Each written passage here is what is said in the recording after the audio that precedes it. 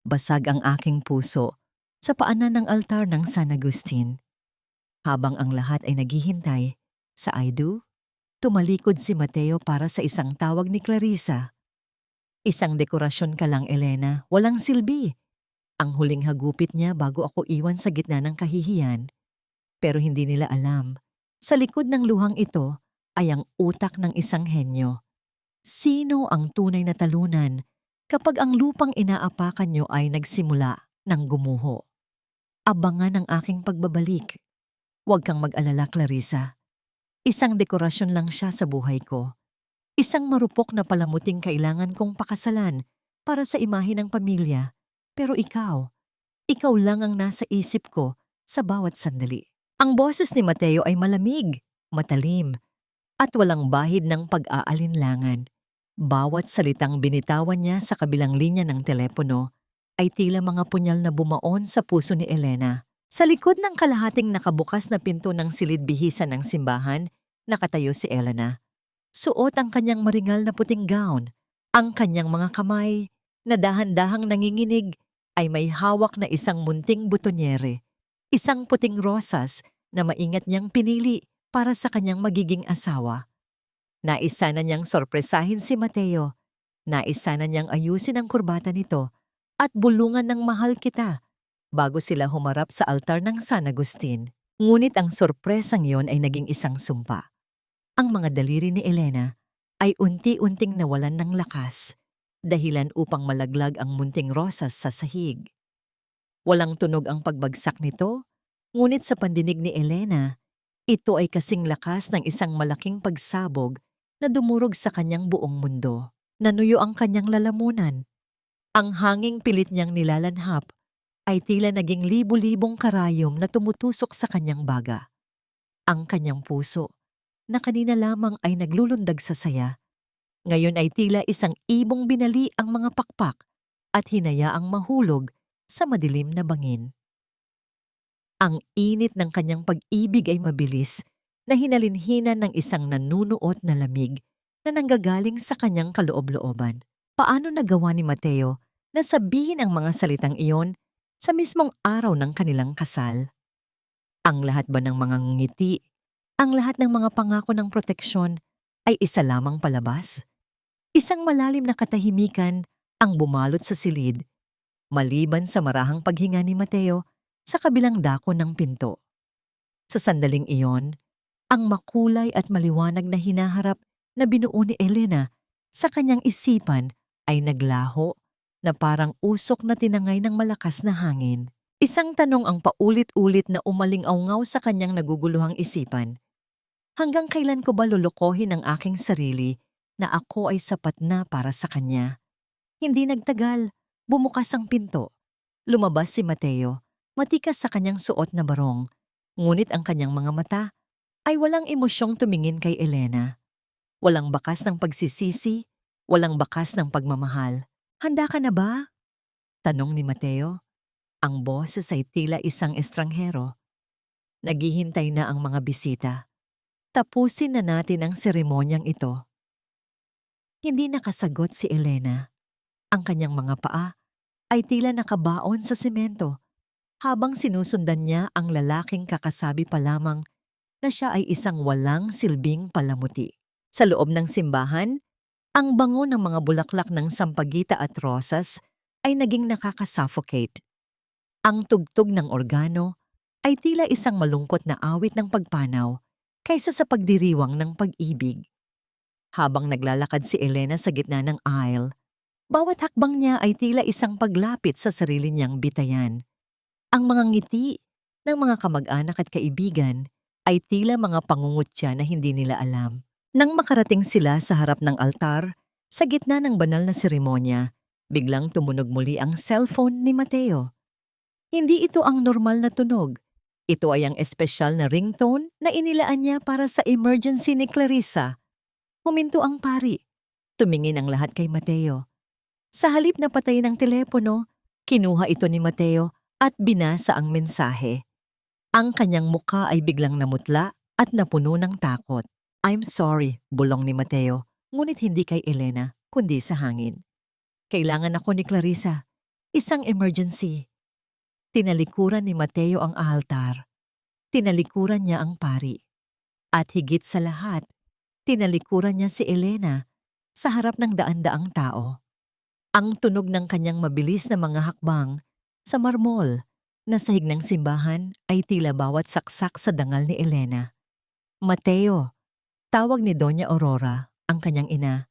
Ngunit hindi tumigil ang lalaki. Naiwan si Elena na nakatayo ng mag-isa sa tapat ng krus. Ang kanyang belo ay dahan-dahang nalaglag sa kanyang balikat na parang isang bandila ng pagkatalo. Ang bulong-bulungan ng mga tao ay nagsimulang kumalat na parang apoy. Mga salitang kawawa, iniwan, at kahihiyan ang tanging naririnig niya.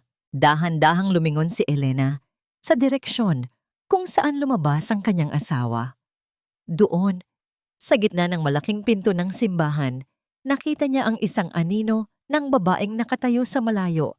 May suot na mapanuyang ng ngiti bago ito tuluyang maglaho kasama si Mateo. Hindi na lumuha si Elena sa harap ng madla. Ang sakit ay masyadong malalim para sa mga luha. Sa halip, dahan-dahan niyang hinubad ang kanyang engagement ring at tinitigan ito. Ang brilyanting dati ay simbolo ng pag-asa. Ngayon ay isa na lamang piraso ng malamig na bato. Sa labas ng simbahan, ang langit na kanina ay asul ay biglang nagdilim. Ang mga unang patak ng ulan ay nagsimulang bumagsak. Tila nakikiramay sa isang babaeng namatay ang kaluluwa sa mismong araw na dapat ay simula ng kanyang buhay. Pumunta si Elena sa basurahan sa gilid ng simbahan at doon, nang walang pag-aalinlangan, binitiwan niya ang singsing. Ang tunog ng pagtama nito sa lata ay ang huling hudyat ng kanyang paggagapi bilang Elena na martir. Ngunit sa gitna ng kanyang pagkawasak, isang kakaibang liwanag ang kumislap sa kanyang mga mata. Isang desisyon ang nabuo sa katahimikan ng kanyang pagdurusa. Kung dekorasyon lamang ang tingin nila sa kanya, ipakikita niya kung gaano kadelikado ang isang palamuting gawa sa matalas na kristal. Huwag mong dungisan ang sahig ng pamamahay na ito ng iyong mga luha, Elena. Wala ka ng puwang dito mula nang talikuran ka ng anak ko sa harap ng Diyos. Ang tinig ni Doña Aurora ay kasing talas ng isang labaha. Pumuputol sa anumang natitirang hibla ng pag-asa sa puso ni Elena. Nakatayo ang matandang babae sa gitna ng marangyang sala. Ang kanyang mga kamay ay nakahalukip-kip habang ang kanyang mga mata ay puno ng pandidiri sa basang-basa at maduming wedding gown ni Elena. Kakarating pa lamang ni Elena mula sa simbahan. Ang ulan sa labas ay tila walang balak tumigil, gaya ng agos ng sakit sa kanyang dibdib. Hindi siya makapaniwala na sa halip na yakap at pag-unawa, ang kanyang biyenan pa ang unang magpaparamdam sa kanya na siya ay isang malaking pagkakamali. "Mano po, Mama?" Dahan-dahang lumapit si Elena. Ang kanyang boses ay nanginginig. Sinusubukang abutin ng kamay ng matanda para sa isang tradisyonal na paggalang. Ngunit mabilis na binawi ni Doña Aurora ang kanyang kamay.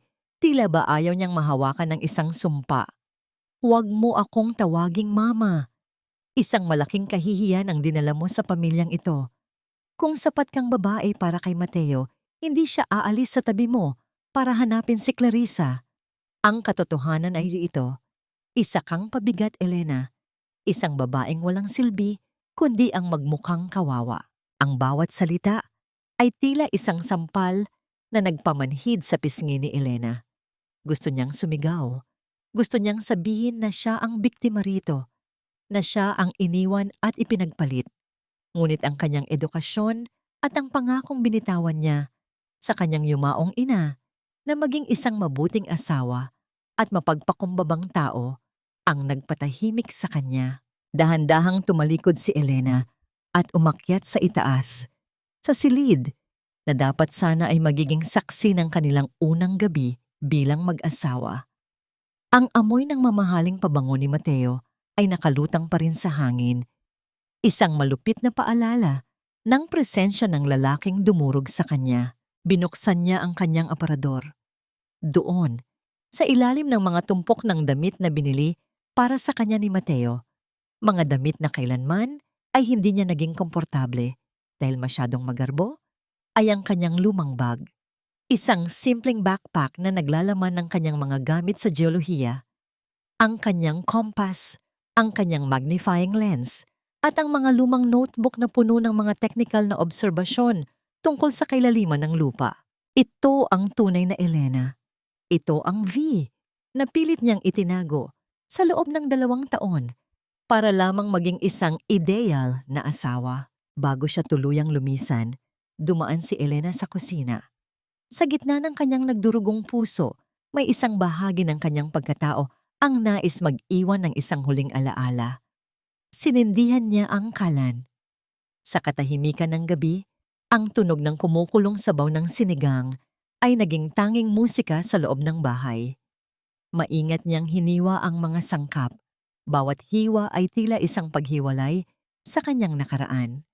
Ang asim ng sampalok ay humalo sa alat ng kanyang mga luhang, hindi na niya napigilang pumatak sa sabaw. Ito ang paboritong luto ni Mateo.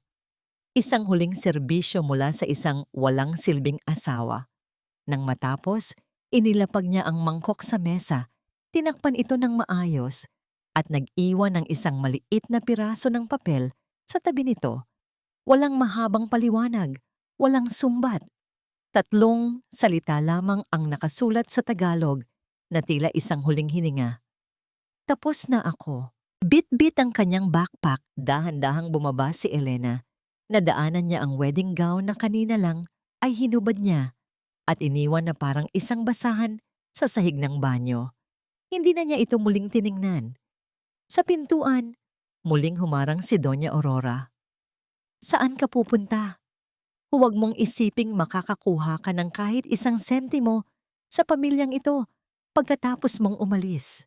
Tumingin si Elena nang diretso sa mga mata ng matanda. Sa unang pagkakataon, ang lamig sa kanyang paningin ay mas matindi pa kaysa sa lamig ng ulan sa labas. Hindi ko kailangan ng pera niyo, Doña Aurora. Ang tanging kinuha ko sa bahay na ito ay ang aking dangal na pilit niyong tinapak-tapakan. Ibigay niyo ang sinigang na iyan kay Mateo pagdating niya. Sabihin niyo sa kanya, iyan ang huling lasa ng pagmamahal na sinayang niya. Lumabas si Elena sa malaking gate ng mansyon. Ang bawat hakbang niya palayo ay tila isang pagtanggal ng mabigat na kadena sa kanyang mga paa. Ang tunog ng pagsara ng gate ay hudyat ng pagtatapos ng isang kabanata ng kanyang pagiging martir. Sumakay siya sa isang naghihintay na taxi. Habang umaandar ang sasakyan, tiningnan niya ang mansyon sa huling pagkakataon sa pamamagitan ng basang bintana. Ang mga ilaw nito ay tila mga matang nangungutya, ngunit hindi na siya natatakot. Kinuha niya ang kanyang cellphone at tinanggal ang SIM card. Binali niya ito sa 2 bago ito itapon sa labas ng bintana. Pagkatapos, binuksan niya ang isang lihim na email account na matagal na niyang hindi nabubuksan. Doon, may isang mensaheng naghihintay mula sa isang internasyonal na ahensya ng pananaliksik. Expert V, we need your confirmation for the Itugon project. The ground is moving. Thousands of lives are at stake. Will you lead the team? Gamit ang nanginginig na mga daliri, nag-type si Elena ng isang maikling tugon. I am coming. Elena is dead. There is only V. Sa di kalayuan, isang kidlat ang gumuhit sa madilim na langit. Panandali ang nagbibigay ng liwanag sa mukha ni Elena na ngayon ay wala ng luha, kundi isang matigas na determinasyon na hindi pa nakikita ni Mateo o ni sino man. Ngunit bago tuluyang makalayo ang taxi, isang itim na sasakyan ang mabilis na dumaan sa kabilang direksyon patungo sa mansyon. Sa loob nito, nakita ni Elena ang isang pamilyar na silweta, si Mateo. Nabuhat-buhat ang isang tila himatay na Clarissa. Isang mapait na ngiti ang sumilay sa mga labi ni Elena. Hindi alam ni Mateo na sa pag-uwi niya sa gabing ito, ang tanging madadatnan niya ay isang malamig na sabaw at isang bahay na wala ng kaluluwa. Ang lamig ng simoy ng hangin sa kabundukan ng Itugon ay tila isang banayad na haplos sa mga sugat ng nakaraan ni Elena. Malayo sa mausok at magulong lungsod, malayo sa mga mapanuring mata ng lipunan, natagpuan niya ang isang uri ng katahimikan na matagal nang ipinagkait sa kanya. Dito, sa isang simpleng kubo na yari sa kawayan at kahoy, walang mga sahig na marmol na kailangang pakintabin at walang mga utos ni Doña Aurora na kailangang sundin. Ang tanging naririnig ni Elena sa bawat umaga ay ang malambing na huni ng mga ibon at ang marahang paghampas ng hangin sa mga dahon ng pino. Suot ang kanyang kupasing maong at isang makapal na jacket, lumabas si Elena sa kanyang maliit na beranda. Hawak niya ang isang tasang mainit na kape. Ang usok nito ay sumasabay sa manipis na fog na bumabalot sa paligid. Tinitigan niya ang kanyang mga kamay. Wala na ang mga mamahaling hiyas. Wala na ang pulang pinturang nagpapakinis sa kanyang mga kuko. Sa halip, ang kanyang mga daliri ay may mga bakas na ng lupa at bahagyang kalyo mula sa paghawak ng mga kagamitang panggeolohiya. Ngunit sa unang pagkakataon, sa loob ng maraming taon, naramdaman ni Elena na ang mga kamay na ito ay may silbi. Magandang umaga, Doktora Elena. Isang masiglang tinig ang bumasag sa kanyang pagmumuni-muni. Si Lola Rosa yon, ang isa sa mga pinakamatandang naninirahan sa paanan ng bundok. May dala itong basket na puno ng bagong aning kamote at ilang pirasong saging na saba. Lola Rosa, huwag niyo na po akong tawaging doktora. Elena na lang po. Nakangiting sagot ni Elena habang mabilis na bumababa para salubungin ang matanda. Tinulungan niya itong bitbitin ng basket, isang kilos ng paggalang na tila hindi pamilyar sa mga taong nakapaligid sa kanya noon sa Maynila. Ay, hindi maaari. Sabi ng mga tauhan mula sa ahensya, ikaw daw ang pinakamagaling na eksperto sa lupa. Ikaw daw ang magliligtas sa amin kung sakaling magalit ang bundok. Sagot ni Lola Rosa, ang kanyang mga mata ay puno ng tapat na paghanga. Kaya heto, tanggapin mo itong munting pasasalamat namin. Alam naming hindi ka sanay sa hirap ng buhay dito, pero sana ay magustuhan mo. Naramdaman ni Elena ang isang mainit na kurot sa kanyang puso. Noong siya ay asawa pa ni Mateo, ang lahat ng ibinibigay sa kanya ay may kapalit na ekspektasyon. Ang maging maganda, ang maging tahimik, ang maging sunod-sunuran. Ngunit dito, ang mga tao ay nagbibigay dahil sa pagtitiwala at tunay na malasakit. Sa gitna ng payak na pag-uusap nila ni Lola Rosa, napagtanto ni Elena na ang tunay na halaga ng isang tao ay hindi nasusukat sa kung sino ang kanyang asawa, kundi sa kung anong kabutihan ang kaya niyang ibahagi sa kapwa. Pagpasok sa loob ng kubo, inilatag ni Elena ang mga mapa ng Itugon sa kanyang hapagkainan. Ang Proyektong V ay hindi lamang isang trabaho para sa kanya. Ito ang kanyang misyon. Sa bawat datos na kanyang sinusuri, nakikita niya ang unti-unting pagbabago sa istruktura ng lupa sa ilalim ng kanilang inaapakan. Ang mga sensor na kanyang itinanim sa iba't ibang bahagi ng bundok ay nagpapadala ng mga babalang tanging siya lamang ang nakakaintindi. Ang lupa ay tila isang buhay na nilalang na humihinga. At sa ngayon, ang paghingang iyon ay tila naging isang malalim at nakakatakot na ungol. Masyadong mabilis ang saturation ng tubig sa ilalim. Bulong ni Elena sa kanyang sarili habang maingat na minamarkahan ang isang pulang sona sa mapa. Kung magpapatuloy ang ganitong ulan, sa susunod na buwan, ang buong nayon ay nasa panganib. Kinuha niya ang kanyang satellite phone, ang tanging koneksyon niya sa labas ng mundo. Nagpadala siya ng isang kumpidensyal na ulat sa National Disaster Risk Reduction Council. Alam niyang kapag nabasa nila ang ulat na ito, magpapadala ang gobyerno ng mga sundalo at mga rescue team para sa isang malawakang paglikas.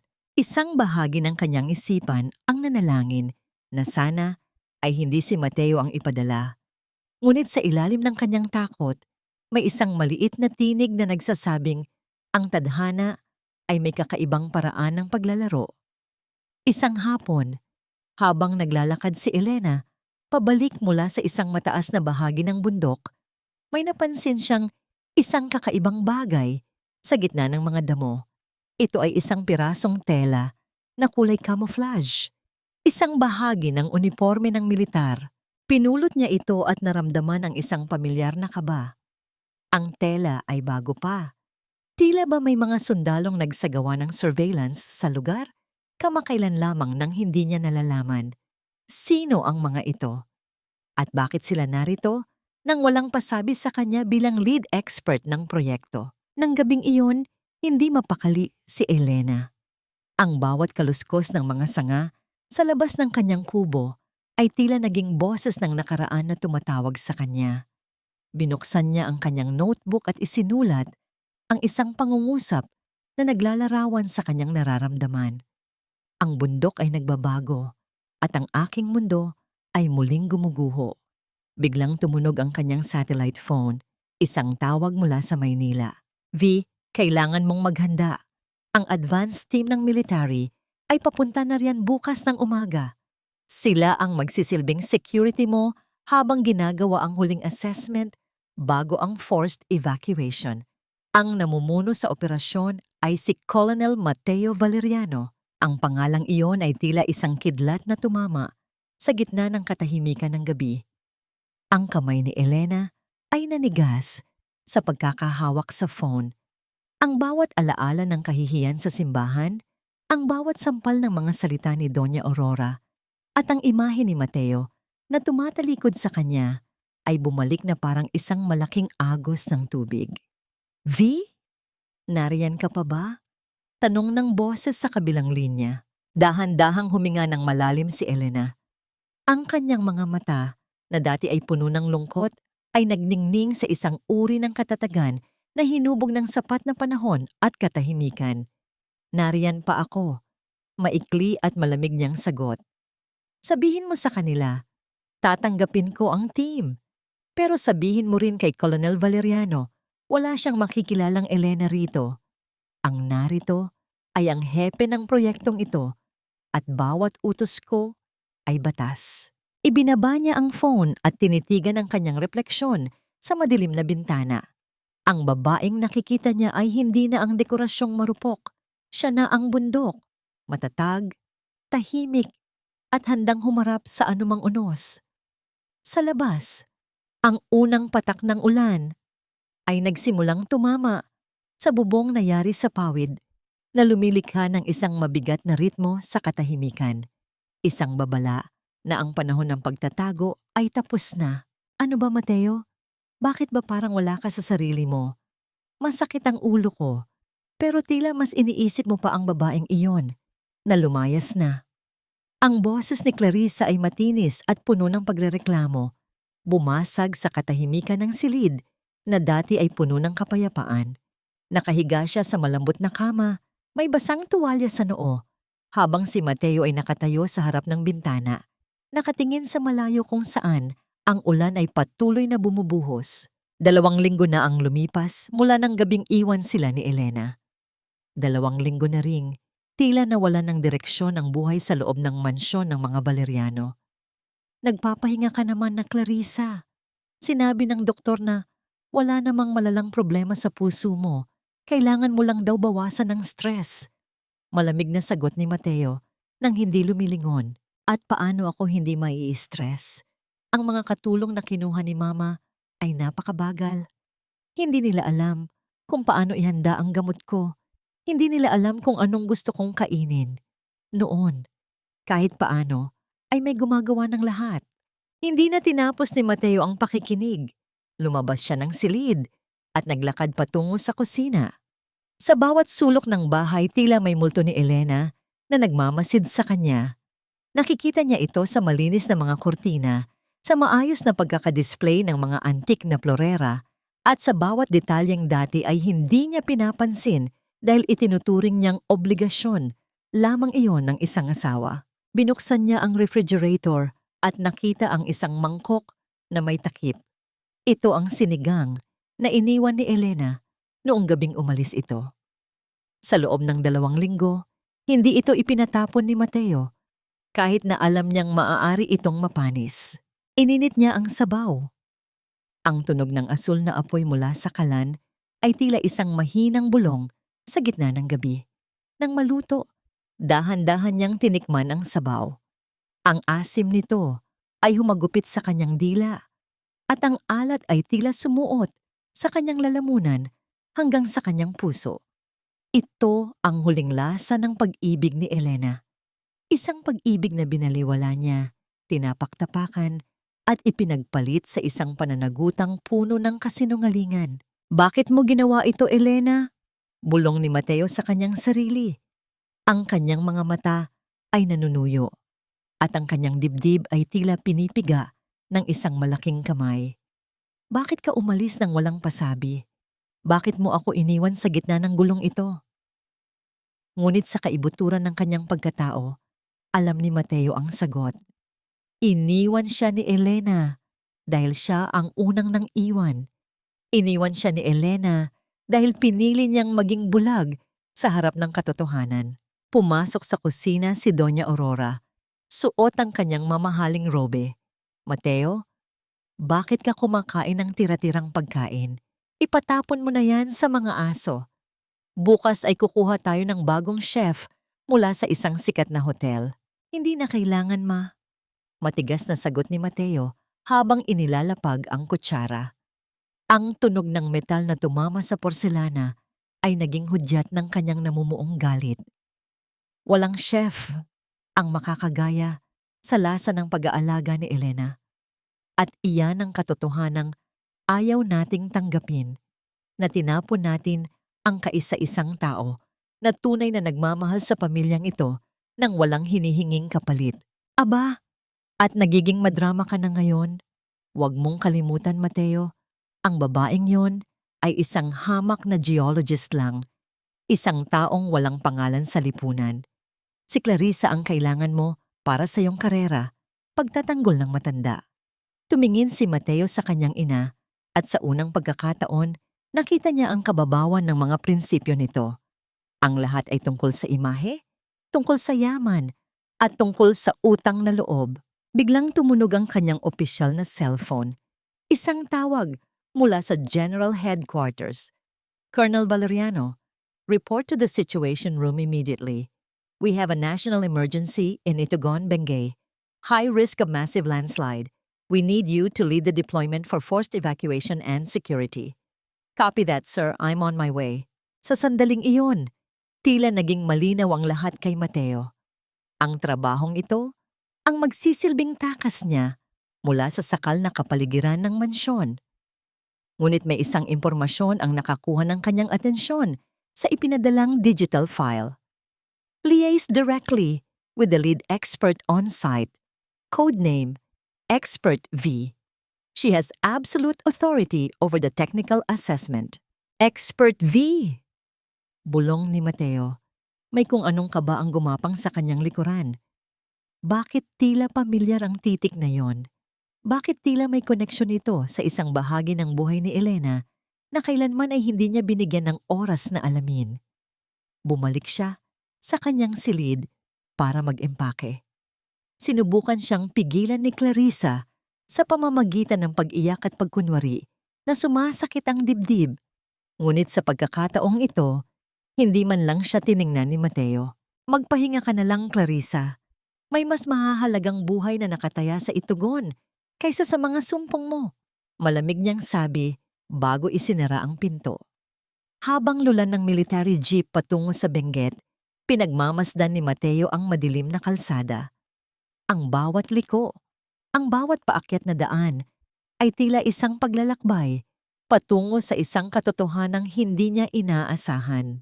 Hindi niya alam na sa dulo ng kalsadang ito, naghihintay ang babaeng itinuring niyang dekorasyon na ngayon ay may hawak ng kapangyarihang magpabagsak o magligtas sa kanyang buong mundo.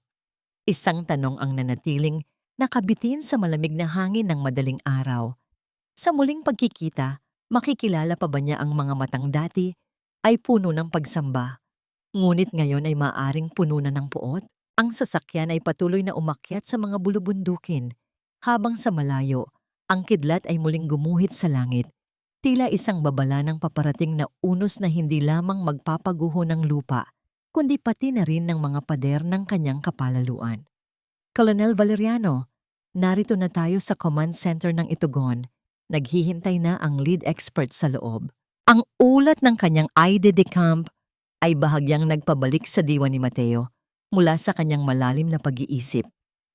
Bumaba siya mula sa military jeep at agad na sumalubong sa kanya ang malamig at basang hangin ng Benguet. Ang putik sa paligid ay makapal at ang amoy ng basang lupa at mga dahon ng pino ay tila lalong nagpabigat sa kanyang pakiramdam. Sa gitna ng masukal na bahagi ng bundok, nakatayo ang isang pansamantalang istruktura na yari sa light materials, ngunit puno ng mga high-tech na kagamitan at mga monitor. Ito ang utak ng buong operasyon. Inayos ni Mateo ang kanyang beret at naglakad ng may awtoridad patungo sa loob. Ang kanyang mga sundalo ay sumunod sa kanya. Ang tunog ng kanilang mabibigat na combat boots sa kahoy na sahig ay lumikha ng isang seryosong ritmo sa loob ng tahimik na silid. Nasaan ang expert V? Tanong ni Mateo. Ang kanyang boses ay malamig at puno ng disiplina. Mula sa likod ng isang malaking monitor na puno ng mga graph at seismic readings, isang babae ang dahan-dahang tumayo. Nakasuot ito ng itim na tactical vest sa ibabaw ng isang simpleng flannel shirt. May suot na salamin at ang buhok ay maayos na nakatali sa isang mahigpit na bun. Nang humarap ang babae, tila tumigil ang pag-ikot ng mundo para kay Mateo. Ang hangin sa loob ng silid ay tila naglaho at ang kanyang puso ay nagbigay ng isang malakas na pintig na tila gustong kumawala sa kanyang dibdib. Elena, ang pangalan ay lumabas sa kanyang mga labi bilang isang mahinang bulong, puno ng hindi makapaniwalang pagkagulat. Ang mga mata ni Mateo ay nanlaki, tinititigan ang babaeng nasa harap niya. Ito ang babaeng iniwan niya sa altar. Ito ang babaeng tinawag niyang marupok na dekorasyon. Ngunit ang babaeng nakatayo sa harap niya ngayon ay may mga matang tila gawa sa matigas na obsidian, malamig, matalim, at walang kahit anong bakas ng dati nitong pagsamba sa kanya. Hindi man lang kumurap ang babae. Walang gulat, walang galit, at higit sa lahat, walang emosyon. Colonel Valeriano, ikaw pala ang ipinadala ng military. Ang boses nito ay formal, professional, at nakakasindak sa sobrang lamig. Pero bago ang lahat, ituwid natin ang iyong pagkakamali. Sa loob ng command center na ito, wala kang kilalang Elena. Ako si Expert V, ang pinuno ng proyektong ito. At ayon sa protocol ng NDRRMC, ikaw at ang iyong mga tauhan ay nasa ilalim ng aking teknikal na direksyon. Elena, anong ibig sabihin nito? Bakit ka narito? Bakit hindi mo sinabi sa akin na... Nauutal si Mateo, isang bagay na kailanman ay hindi nangyari sa harap ng kanyang mga subordinates. Colonel! Pagputol ni Elena, ang kanyang tinig ay tumalas na parang isang latigo. Hindi tayo narito para magbalik tanaw sa iyong mga pagkukulang bilang asawa. Narito tayo dahil ang bundok na ito ay maaaring gumuho sa loob ng susunod na 48 oras. Libu-libong buhay ang nakataya. Kung ang layunin mo rito ay ang magdrama, maaari ka nang bumalik sa Maynila at asikasuhin ang iyong emergency kasama ang iyong pamilya. Ang mga sundalo ni Mateo ay nagkatinginan, nagtataka sa tensyong namumuo sa pagitan ng kanilang kolonel at ng misteryosong eksperto. Ramdam ni Mateo ang init na umaakyat sa kanyang leeg. Isang halong kahihiyan at paghanga na hindi niya maipaliwanag.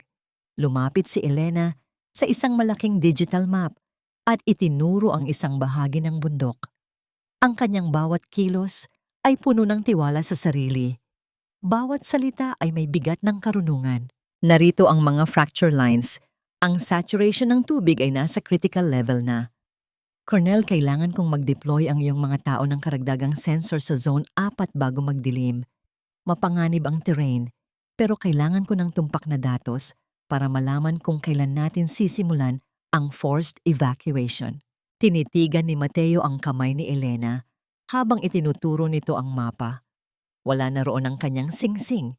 Sa halip, may mga gasgas at maliliit na sugat ang kanyang mga daliri.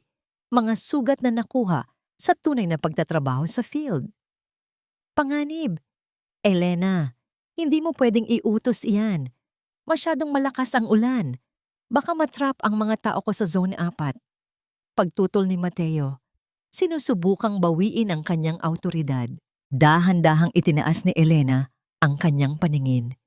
Sa sandaling iyon, ang lamig ng kanyang titig ay tila nagpatahimik sa lahat ng tunog sa paligid, pati na ang tunog ng ulan sa bubong. Colonel Valeriano, sa loob ng 2 taon, tinuruan mo ako na ang damdamin ay walang puwang sa mahahalagang desisyon. Ngayon, ginagamit ko lang ang leksyong itinuro mo. Hindi ko kailangan ng iyong proteksyon para sa aking sarili. Kailangan ko ang iyong kooperasyon para sa bayang ito. Kung hindi mo kayang gawin ang utos ko, humanap ka ng ibang kolonel na may tapang na harapin ang putik. Tinalikuran siya ni Elena at nagsimulang makipag-usap sa kanyang mga teknisyan sa radyo. Tila ba si Mateo ay isa lamang hindi importanteng bahagi ng dekorasyon sa silid. Naiwan si Mateo na nakatayo.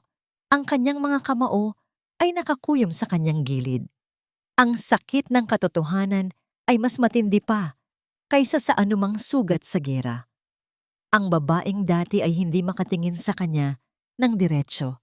Ngayon ay hindi man lang siya magawang tingnan bilang isang mahalagang tao. Sa labas, ang tunog ng isang malakas na kulog ay gumaralgal sa kalangitan, tila isang babala na ang tunay na unos ay hindi pa nagsisimula.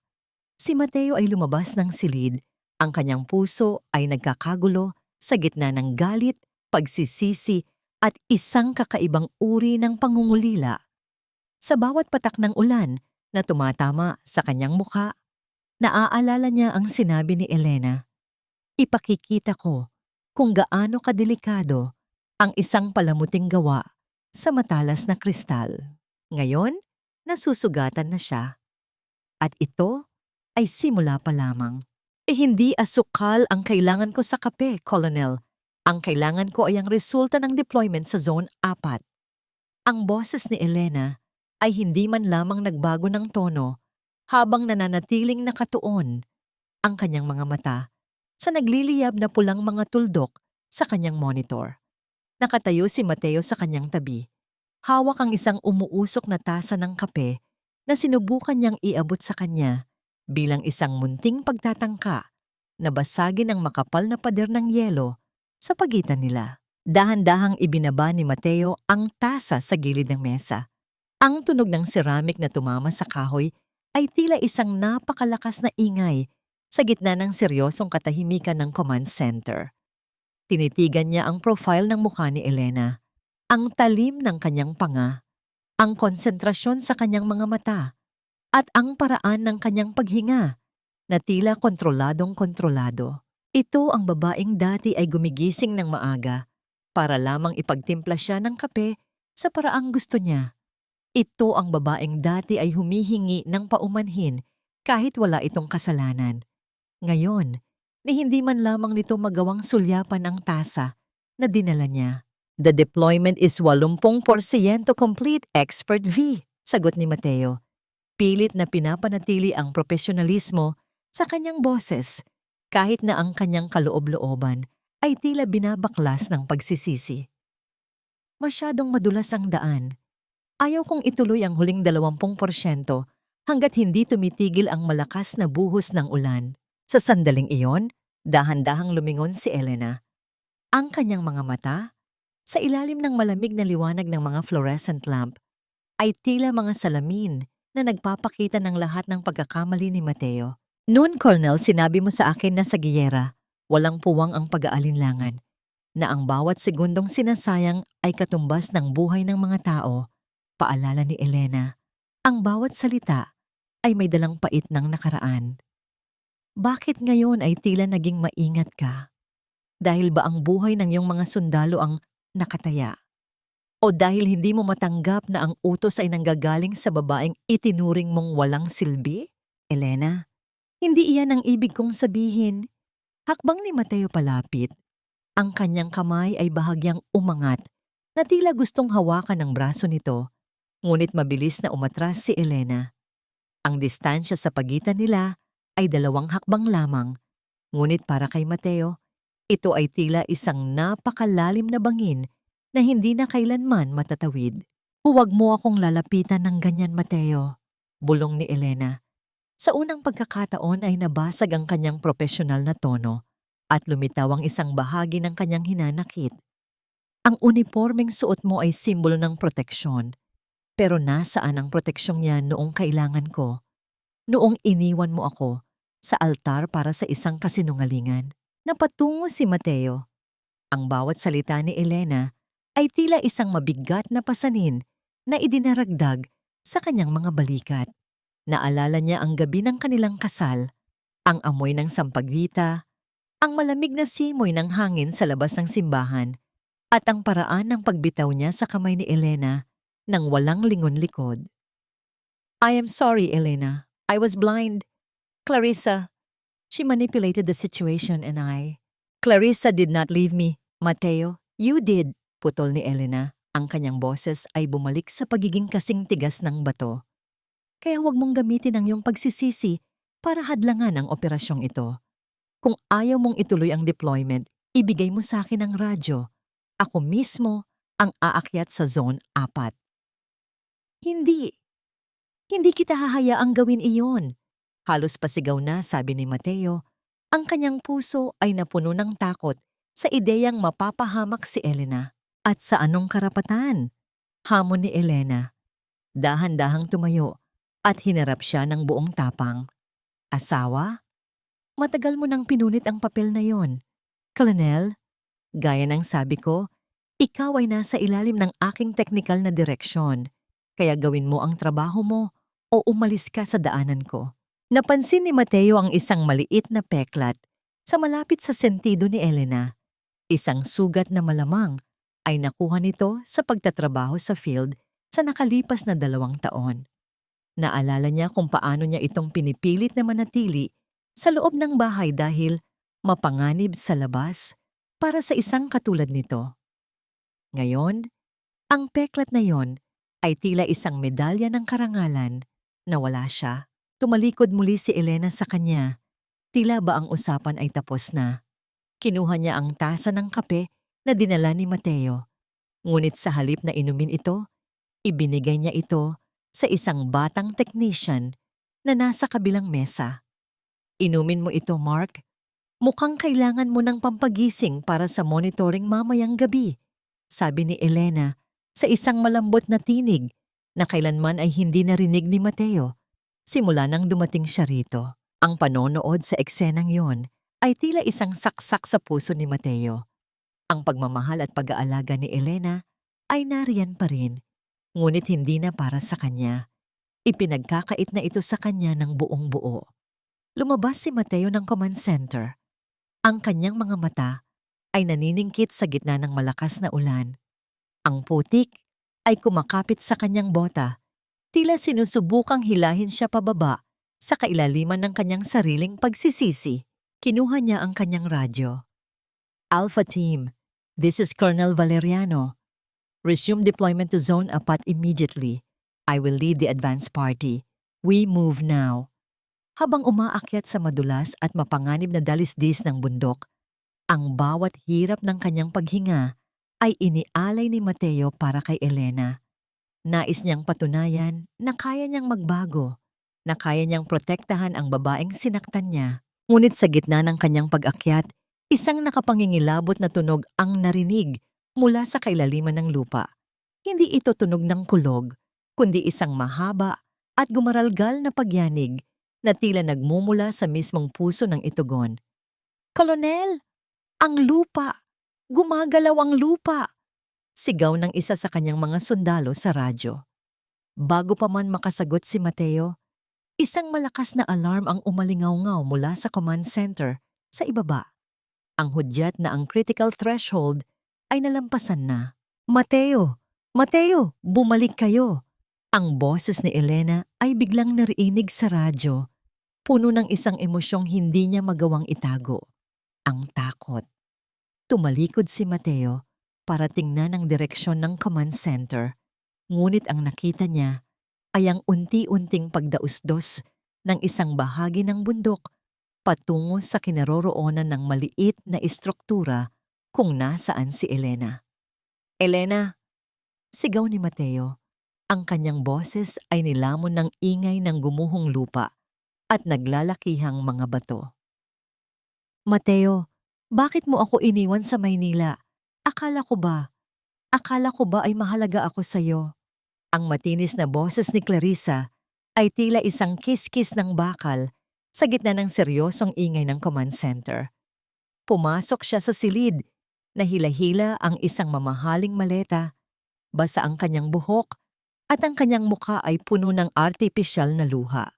Sa likod niya ay ang 2 sundalo ni Mateo na halatang hirap sa pagpigil sa kanya. Tumigil ang lahat sa kanilang ginagawa.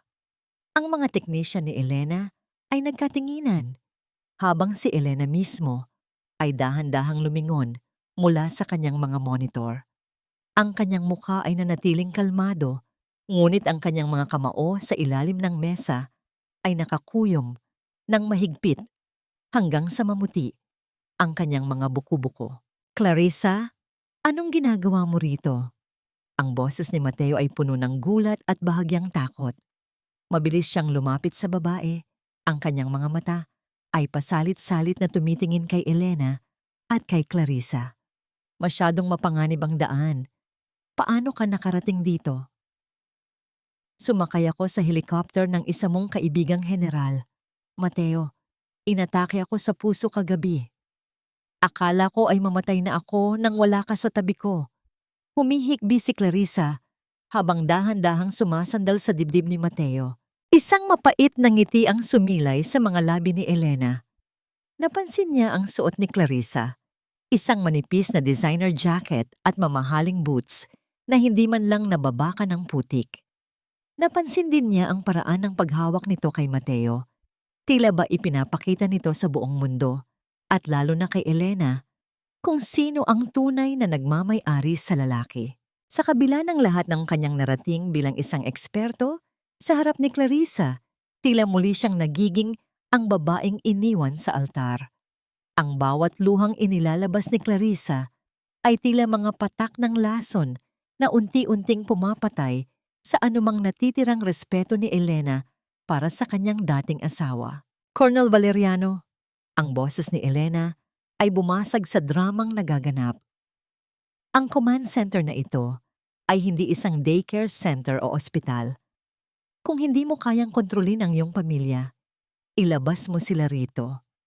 Masyadong maselan ang mga kagamitan namin para sa iyong mga bisita. Elena, sandali lang. Kailangan lang niyang kumalma. Subok ni Mateo. Hindi, Mateo. Tingnan mo siya. Pagputol ni Clarissa, ang kanyang mga mata ay nagpapakita ng isang uri ng ningning na puno ng puot habang nakatingin kay Elena. Siya ang dahilan kung bakit ka nagkakaganyan. Siya ang sumisira sa atin. Mateo, masakit ang dibdib ko. Hindi ako makahinga. Dahan-dahang bumagsak si Clarissa sa sahig. Isang klasikong eksena ng fainting na napapanood sa mga teleserye. Agad siyang sinalo ni Mateo. Ang kanyang mukha ay puno ng pag-aalala na tila nakalimutan na ang lahat ng babalang ibinigay ni Elena tungkol sa gumagalaw na lupa. Mark, dalhin ang mga bata sa kabilang tent. Ipagpatuloy ang monitoring doon. Utos ni Elena sa kanyang mga tauhan. Ang kanyang boses ay malamig at puno ng awtoridad. Hindi niya binigyan ng kahit isang sulyap ang magkapares sa sahig. Nang mailabas na ang lahat, naiwan si Elena na nag-iisa sa gitna ng silid. Ang tanging naririnig ay ang mahinang tunog ng mga computer at ang malakas na buhos ng ulan sa labas. Lumapit siya sa bintana at tinitigan ng dilim. Ang bundok ay tila isang higanteng naghihintay na bumagsak habang ang mga tao sa loob ng kanyang buhay ay patuloy na naglalaro ng mga hiram na damdamin. Hanggang kailan ko ba hahayaang lasunin ng mga taong ito ang aking katahimikan? Bulong ni Elena sa hangin. Pagkalipas ng ilang oras, habang ang lahat ay tila natutulog na, lumabas si Elena para tingnan ang mga sensor sa malapit sa generator. Sa gitna ng kadiliman, narinig niya ang isang mahinang bulong mula sa likod ng malalaking kahon ng supply. Mame, sisiguraduhin kong magmumukha siyang palpak, Tita Aurora. Ang boses ni Clarissa ay wala ng bahid ng sakit o panghihina. Ito ay puno ng katusuhan. Kapag nasira ang mga kagamitan niya, sasabihin ko kay Mateo na kasalanan ni Elena kung bakit hindi na iligtas ang nayon. Palalayasin siya rito ng may kahihiyan, gaya ng nangyari sa simbahan. Nanigas si Elena sa kanyang kinatatayuan. Ang kanyang puso ay tumibok ng mabilis, hindi dahil sa takot, kundi dahil sa isang matinding pagkamuhi na ngayon lang niya naramdaman. Narinig niya ang tunog ng pagbukas ng isang toolbox. Alam ni Clarissa kung nasaan ang mga main cables. Kung mapuputol ang mga ito sa gitna ng paparating na landslide, mawawalan ng komunikasyon ang lahat. Maaaring mamatay ang daan-daang tao dahil lamang sa selos ng isang babae. Gawin mo na, Clarissa. Bilisan mo bago ka makita ng mga sundalo. Ang boses ni Doña Aurora sa cellphone ay tila isang utos mula sa impyerno. Ang anino ni Clarissa ay gumalaw patungo sa main control board. Hawak nito ang isang matalas na cutter. Ang talim nito ay kumikinang sa ilalim ng liwanag ng kidlat na gumuhit sa langit. Ito ang cliffhanger ng gabi. Ang kaligtasan ng buong Itogon ay nakasalalay sa isang hibla ng wire at ang tanging nakakaalam ng katotohanan ay ang babaeng kailanman ay hindi pinaniwalaan ni Mateo. Lalabas ba si Elena para pigilan si Clarissa o gagamitin niya ang pagkakataong ito para ipakita kay Mateo ang tunay na anyo ng kanyang mahal na kapatid, kahit na ang kapalit nito ay ang panganib sa buhay ng marami? Isang nakabibinging tunog ng kulog ang muling umalingaw-ngaw, kasabay ng unang malakas na pagyanig ng lupa sa ilalim ng kanilang mga paa. Ang mga kamay na yan ay pumatay na ng isang pagsasama. Ngayon ba ay papatay na rin ng libo-libong tao? Ang malamig na tinig ni Elena ay tila isang hatol na nagmula sa kailaliman ng gabi. Nanigas si Clarissa sa kanyang kinalalagyan. Ang cutter na hawak niya ay nakadikit na sa isang makapal na kable ng kuryente. Dahan-dahan siyang lumingon.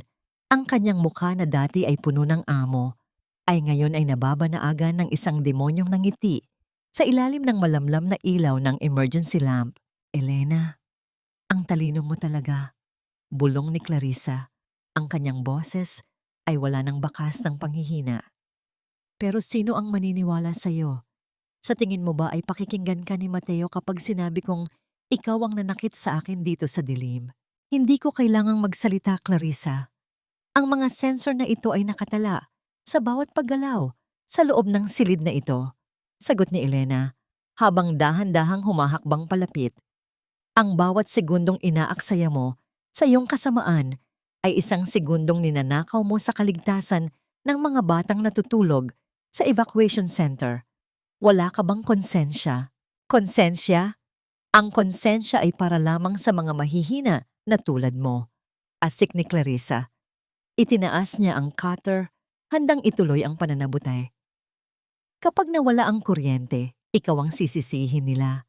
Magmumula sa iyo ang maling datos at si Mateo, babalik siya sa akin dahil ako lang ang kailangan niya. Clarissa, anong ginagawa mo riyan? Ang boses ni Mateo ay nanggaling sa bukana ng tent. Nakatayo siya roon, hinihingal. Ang kanyang uniforme ay puno ng putik mula sa kanyang pag-inspeksyon sa labas. Hinahanap niya si Clarissa dahil sa nag-aalala siya sa sakit nito. Ngunit ang nadatnan niya ay isang eksenang kailanman ay hindi niya naisip na makikita. Nakita ni Mateo ang cutter sa kamay ni Clarissa. Nakita niya ang lakas ng pagkakatayo nito. Walang bakas ng isang taong may sakit sa puso o malapit ng himatayin. Ang kanyang mga mata ay nanlaki habang tinititigan ng babaeng itinuring niyang kapatid at inilaan ng labis na proteksyon. Mateo! Mateo! Iligtas mo ako! Biglang nagbago ang anyo ni Clarissa. Binitawan niya ang cutter at mabilis na tumakbo patungo kay Mateo. Sinusubukang yakapin ito. Sinubukan akong saktan ni Elena. Gusto niya akong patayin dito. Ngunit sa unang pagkakataon, hindi gumalaw si Mateo para saluhin siya. Nanatili siyang tuwid. Ang kanyang tingin ay nakapako sa cutter na nasa sahig at sa kable na bahagya ng may hiwa. Mateo, bakit? Bakit hindi mo ako niyayakap? Nanginginig na tanong ni Clarissa. Narinig ko ang lahat, Clarissa. Ang boses ni Mateo ay gumaralgal sa galit at matinding kabiguan. Narinig ko kung paano mo balak sirain ang mga kagamitan ni Elena. Narinig ko kung paano mo nilaro ang buhay ng mga tao rito para lang sa pansarili mong interes. Hindi totoo yan. Nagsisinungaling si Elena. Ginayuma ka niya. Sigaw ni Clarissa, ang kanyang mukha ay namula sa galit at kahihiyan. Tumahimik ka! Ang sigaw ni Mateo ay umalingaw-ngaw sa buong command center. Mas malakas pa sa tunog ng ulan. Sa loob ng maraming taon, naging bulag ako. Pinaniwala mo ako na ikaw ang biktima. Pinaniwala mo ako na si Elena ang masama. Pero ngayon, nakikita ko na ang lahat. Ang tanging lason sa buhay ko ay Lumapit si Mateo kay Elena. Ang kanyang mga mata ay puno ng pagsusumamo at isang malalim na kahihiyan. Elena, patawarin mo ako. Hindi ko alam. Hindi ko naisip na magagawa niya ito. Tumingin si Elena kay Mateo. Nakita niya ang pagkawasak ng idolo ng lalaki sa sarili nitong mga mata. Ngunit sa halip na matuwa, nakaramdam si Elena ng isang malalim na pagkapagod. Huli na ang lahat para sa iyong paghingi ng tawad, Mateo.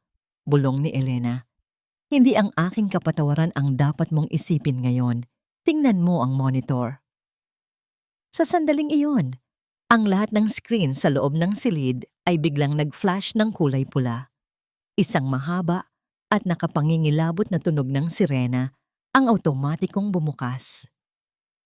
Ang lupa sa ilalim ng kanilang mga paa ay nagbigay ng isang malakas na pagyanig. Hindi na ito isang babala, kundi ang simula ng isang sakuna. Ang Zone 4. Gumuho na ang Zone 4. Sigaw ng isang technician na pumasok ng mabilis. Colonel, ang evacuation center. Marami pang tao ang hindi nakakalabas. Nanlalamig na tumingin si Mateo sa labas. Ang bundok na dati ay matatag ay tila isang dambuhalang kumot ng putik at bato na dahan-dahang lumalamon sa lahat ng madadaanan nito. Mateo, huwag mo akong iwan. Pagmamakaawa ni Clarissa, humahawak sa braso ni Mateo. Ngunit marahas siyang itinulak ni Mateo palayo. Umalis ka sa harap ko, Clarissa. At kung mabubuhay man tayo sa gabing ito, sisiguraduhin kong pagbabayaran mo ang lahat ng panlolokong ginawa mo. Kinuha ni Mateo ang kanyang radyo. All units, this is Colonel Valeriano. Execute forced evacuation now. Ibahos ang lahat ng puwersa sa Zone 4. Ang unos ay hindi pa tapos at ang lupa ay patuloy sa paglamon sa itugon. Kung ito na ang huling hininga ko, sana ay marinig mo ang tibok ng pusong ngayon lang natutong magmahal ng tama. Ang boses ni Mateo sa radyo ay basag, humahalo sa malakas na ugong ng hangin, tila nagngangalit sa labas. Sa loob ng command center, nakatayo si Elena sa harap ng monitor. Ang kanyang mga kamay ay nakadiin sa mesa hanggang sa mamuti ang kanyang mga kuko. Sa screen, ang signal mula sa GPS tracker ni Mateo ay kumikislap sa gitna ng isang gumagalaw na masa ng putik at bato. Mateo, huwag kang magsalita ng ganyan. Manatili kang gising. Magpadala ka ng coordinates ngayon din. Sigaw ni Elena. Ang kanyang boses, na dati ay puno ng yelo, ngayon ay nanginginig sa isang takot na hindi niya kayang itago. Sa labas, ang dilim ay ganap na lumamon sa itugon. Ang ulan ay hindi na lamang patak, kundi isang pader ng tubig na humahagupit sa lahat ng bagay. Ang tunog ng pagguho ng lupa ay hindi tumitigil, isang mahaba at nakakangilong pagkalas ng mga ugat ng puno at pagkadurog ng mga naglalakihang bato na tila ba ang buong bundok ay unti-unting kinakain ang sarili nito. Mas mabuti nang mamatay na sinusubukang itama ang lahat kaysa mabuhay ng may pagsisisi habang buhay. Tumakbo si Elena palabas sa gitna ng unos. Ang bawat hakbang niya sa makapal at madulas na putik ay isang pakikipaglaban sa kamatayan. Ang hangin ay tila sinusubukang itulak siya pabalik, at ang bawat patak ng ulan ay parang mga latigo sa kanyang balat. Ngunit sa kanyang isipan, isa lamang ang mahalaga, ang huling sulyap ng pagsusumamo sa mga mata ni Mateo bago ito lumabas ng tent. Matapos ang halos isang oras na paglalakad at paggapang sa gitna ng panganib, narating ni Elena ang kinaroroonan ng signal. Doon, sa ilalim ng isang malaking tipak ng bato na natabunan ng mga sanga ng puno, nakita niya ang isang pamilyar na anino. Mateo! Mabilis siyang lumapit at lumuhod sa tabi nito. Si Mateo ay namumutla, ang kanyang mukha ay puno ng sugat at putik, at ang kanyang binti ay talagang naipit sa ilalim ng mabigat na puno. Sa paligid nila, ang lupa ay patuloy pa ring gumagalaw ng bahagya. Isang babala na anumang sandali ay maaaring may sumunod na pagguho. Elena, bakit ka? Bakit ka pumunta rito? Pilit na ngumiti si Mateo, isang nangiting puno ng pait at pagmamahal. Sana ay hinayaan mo na lang ako. Karapat-dapat lang ako rito pagkatapos ng lahat ng ginawa ko sa'yo. Tumahimik ka, Mateo Valeriano, sabi ni Elena habang mabilis na sinusuri ang kanyang sugat. Hindi ko ito ginagawa para sa'yo. Ginagawa ko ito dahil hindi ko kayang panoorin ang isang taong namamatay na hindi man lang nakakarinig ng totoong patawad. Sa gitna ng panganib at ng nakakabingbing ingay ng kalikasan, hinawakan ni Mateo ang nanginginig na kamay ni Elena. Ang init ng kanilang mga palad sa gitna ng nagyayelong ulan ay tila naging tanging buhay sa paligid. Hindi nakasagot si Elena. Ang kanyang puso ay tila binabaklas at muling binubuo sa bawat salita ni Mateo. Sa sandaling iyon, ang kolonel na kinatatakutan ng marami ay isa na lamang lalaking humihingi ng kaligtasan para sa kanyang kaluluwa. Biglang isang nakakangilong tunog ng pagkabali ng mga puno ang narinig. Mula sa itaas ng dalisdis, isang bagong bugso ng landslide ang paparating. Elena, tumakbo ka na. Iwan mo na ako rito, sigaw ni Mateo. Pilit na itinutulak ang kamay ni Elena palayo. Hindi! Magkasama tayong lalabas dito. Pilit na hinila ni Elena ang isang piraso ng kahoy para gamiting lever sa pag-angat ng puno. Ngunit ang bigat nito ay hindi kakayanin ng isang tao lamang. Ang putik mula sa itaas ay nagsimula ng dumaloy pababa, tila isang dambuhalang itim na ahas na handang lumamon sa kanila. Elena, please, para sa akin mabuhay ka.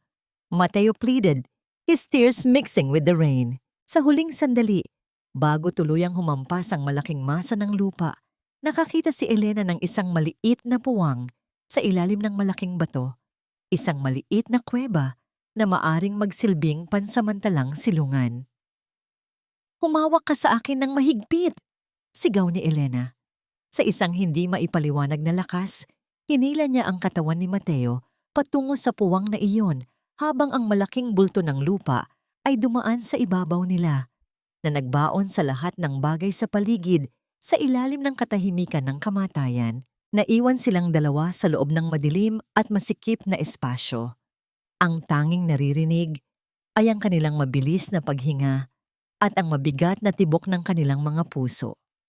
Ang liwanag ng flashlight ni Elena ay unti-unti nang humihina. Mateo?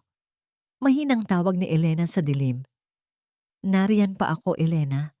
Nariyan pa ako. Ngunit sa kabila ng kanilang kaligtasan mula sa landslide, ang tubig sa loob ng maliit na kuwebang iyon ay nagsimulang tumaas ng mabilis. Sila ay natrap sa loob at ang hangin ay unti-unti nang nauubos. Huwag kang bibitiw, Mateo. Hindi ako naglakbay ng malayo para lang mawala ka sa ganitong paraan. Ang boses ni Elena ay tila isang marahang bulong sa gitna ng nakatutulig na katahimikan sa loob ng maliit na kuwebang iyon.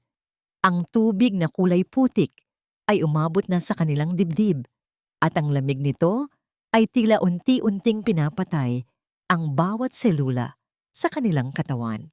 Sa bawat paghinga nila, ang hangin sa loob ng masikip na espasyo ay tila lalong kumakaunti, mabigat at amoy lupa. Dahan-dahang itinaas ni Elena ang kanyang kamay, ang kanyang mga daliri ay nanginginig. Habang hinahaplos ang pisngi ni Mateo na puno ng putik at dugo. Ang init ng kanyang palad ay tila isang munting kandila sa gitna ng nagyayelong kadiliman. Sa sandaling ito, wala na ang Expert V, wala na ang Colonel. Mayroon lamang dalawang kaluluwang pilit na kumakapit sa isa't isa habang ang mundo sa labas ay patuloy na gumuguho.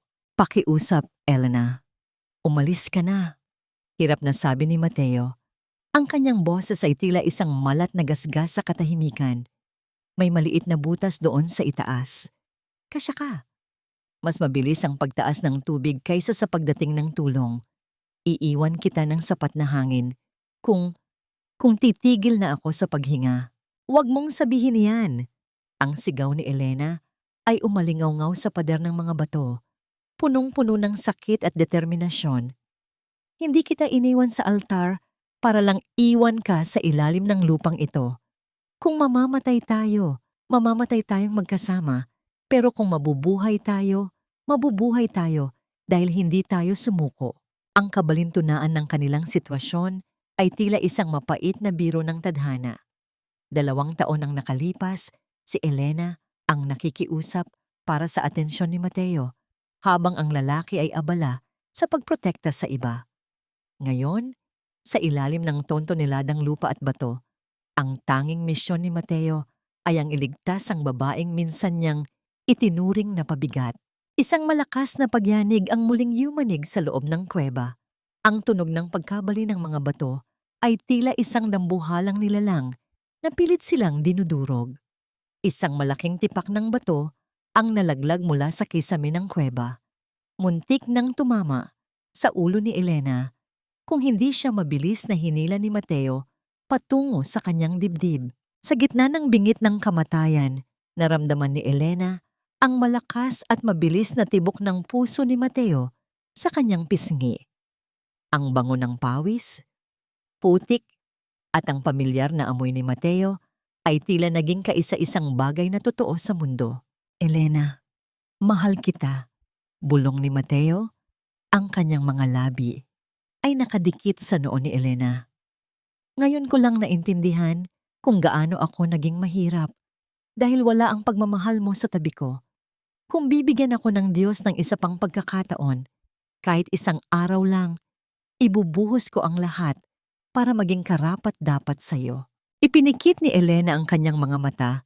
Hinahayaang humalo ang kanyang mga mainit na luha sa malamig na tubig ng baha. Mateo, hindi mo na kailangang patunayan ng kahit ano. Ang pagpunta mo rito para iligtas ang nayon. Ang pagprotekta mo sa akin ngayon. Sapat na yon. Ngunit ang oras ay hindi na sa panig nila. Ang tubig ay umabot na sa kanilang leeg. Napilitan silang itingala ang kanilang mga ulo sa maliit na puwang sa pagitan ng tubig at ng kisame ng bato para lamang makalanghap ng kaunting hangin. Biglang may narinig si Elena. Hindi ito tunog ng ulan o ng landslide. Ito ay isang mahinang ritmo ng pagpalo ng bakal sa bato mula sa itaas. Nariyan na sila. Mateo, naririnig mo ba? Hinahanap nila tayo. Sigaw ni Elena, pilit na iniaangat ang kanyang boses sa kabila ng pagod. Kinuha ni Elena ang kanyang heavy-duty flashlight na bahagya pang gumagana at sinubukang itama ang liwanag nito sa mga bitak sa itaas. Gamit ang kanyang nalalabing lakas, Kumuha siya ng isang maliit na bato at sinimulang pukpukin ng pader sa parehong ritmo na naririnig niya mula sa labas. Ang bawat pukpok ay tila isang panalangin. Ang bawat tunog ng metal na tumatama sa bato ay hudyat ng kanilang pagnanais na mabuhay. V, naririnig namin kayo. Huwag kayong susuko. Ang boses ni Mark ay narinig mula sa kabilang panig. Tila ba nanggagaling sa kabilang mundo. Bilisan nyo! Tumataas na ang tubig! Tugon ni Elena. Ngunit ang huling pagsubok ay dumating. Isang malaking ugat ng puno na nakatusok sa kisame ng kuweba ang nagsimulang mabaklas dahil sa bigat ng lupa sa itaas. Kung tuluyan itong matatanggal, ang kisame ay guguho at ganap silang malilibing sa loob. Mateo, itulak natin ang batong iyon para sumangga sa ugat. Utos ni Elena. Sinubukan nilang dalawa na itulak ang isang malaking tipak ng bato, ngunit ang binti ni Mateo ay namamanhid na at wala na itong sapat na lakas. Nakita ni Elena ang paghihirap sa mukha ng lalaki. Elena, gamitin mo ang likod ko. Tumapak ka sa balikat ko para maabot mo ang butas sa itaas. Kailangan mong makalabas para gabayan mo sila kung saan dapat maghukay, sabi ni Mateo. Ang kanyang mga mata ay puno ng determinasyon. Hindi, may iwan ka rito. Kailangan mong gawin ito para sa ating dalawa. Pakiusap, Elena. Magtiwala ka sa akin. Sa huling pagkakataon, hinalikan ni Elena si Mateo sa mga labi. Isang halik na puno ng pait, pag-asa at pangako. Tumapak siya sa matitigas na balikat ni Mateo. Naramdaman niya ang pangangatog ng katawan ng lalaki habang pilit nitong binubuhat ang bigat niya sa gitna ng tumataas na tubig. Naabot ni Elena ang maliit na butas at sinimulang hawanin ang putik at mga bato. Nakita niya ang isang sinag ng liwanag mula sa labas. Ang unang pag-asa sa gitna ng madilim na gabi. Ngunit bago pa man niya tuluyang maabot ang mga kamay ng rescue team, isang malakas na tunog ng pagkabali ng kisame ang umalingaw-ngaw. Mateo! Sigaw ni Elena habang ang bahagi ng kuweba kung nasaan si Mateo ay tuluyang natabunan ng mga bumagsak na bato at lupa. Ang huling nakita ni Elena bago siya hinila ng rescue team pataas ay ang kamay ni Mateo na unti-unting lumulubog sa ilalim ng madilim na tubig. Habang ang lalaki ay may suot na isang mapayapang ngiti, tila ba tanggap na niya ang kanyang kapalaran kapalit ng kaligtasan ng babaeng kanyang mahal. Mateo! Ang huling sigaw ni Elena ay tila bumasag sa katahimikan ng madaling araw habang siya ay nakahiga sa ibabaw ng gumuhong lupa. Nanonood sa lugar kung saan tuluyan ng naglaho ang lalaking nagturo sa kanya kung paano magmahal at kung paano masaktan. Hindi pwedeng dito matatapos ang lahat, Mateo. Hindi sa ilalim ng malamig at madilim na lupang ito. Naririnig mo ba ako? Magbayad ka muna ng lahat ng utang mo sa akin. Ang sigaw ni Elena ay bumasag sa katahimikan ng madaling araw. Isang hiyaw na puno ng galit, pag-ibig at matinding desperasyon. Nakaluhod siya sa ibabaw ng gumuhong lupa. Ang kanyang mga kamay, na dati ay maingat na humahawak sa mga mamahaling kagamitan, ngayon ay madugo at puno ng putik habang walang tigil siyang naghuhukay. Hindi siya pinapansin ng mga rescue team na pilit siyang hinihila palayo para sa sarili niyang kaligtasan. Sa mga mata ni Elena, wala nang halaga ang panganib ng susunod pang pagguho.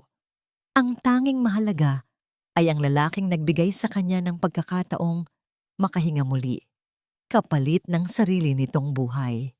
V, kailangan mong lumayo rito. Masyadong malambot ang lupa. Baka pati ikaw ay lamunin.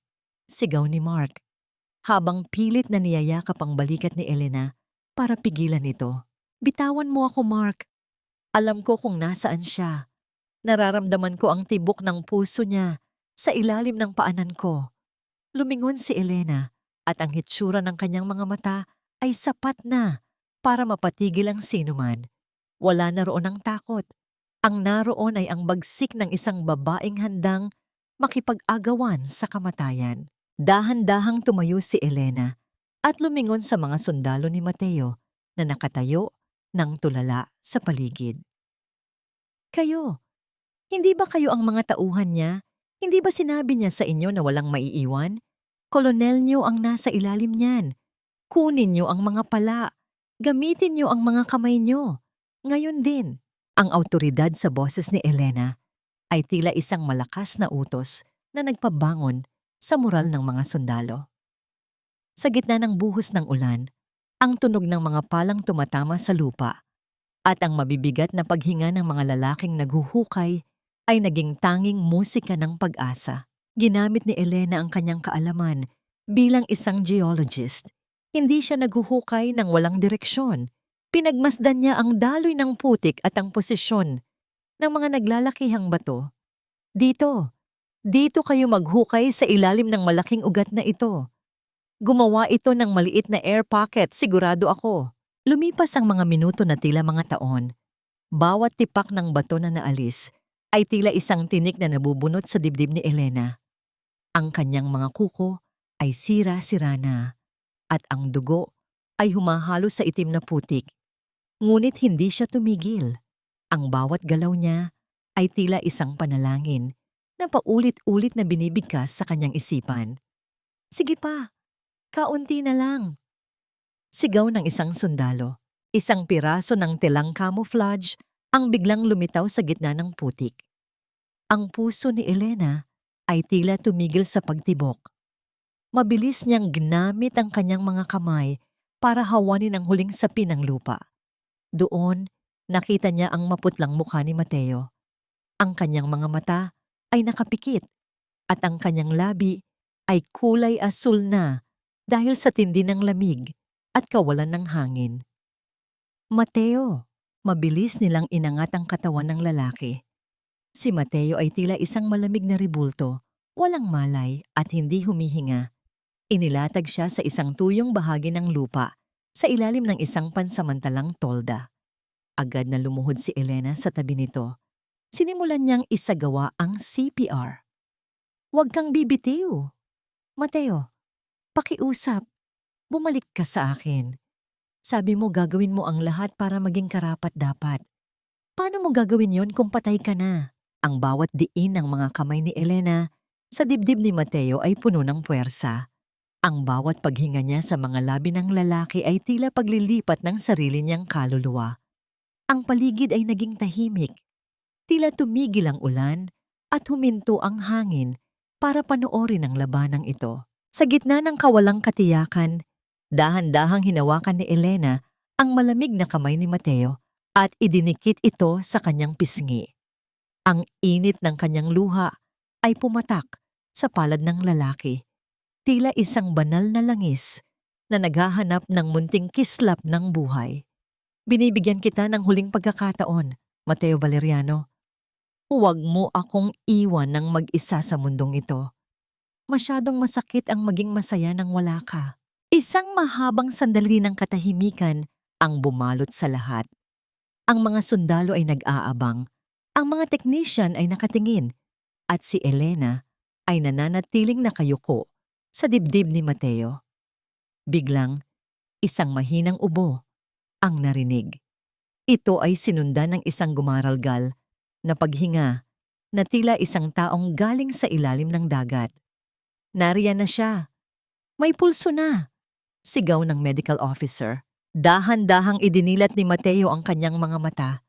Malabo ang kanyang paningin, ngunit ang unang bagay na nakita niya ay ang mukha ni Elena. Madumi, puno ng putik, at basang-basa ng luha. Ngunit para sa kanya, ito ang pinakamagandang tanawing nakita niya sa kanyang buong buhay. Elena. Ang boses ni Mateo ay halos hindi marinig. Isang mahinang kaluskos lamang sa hangin. Narito ako, Mateo.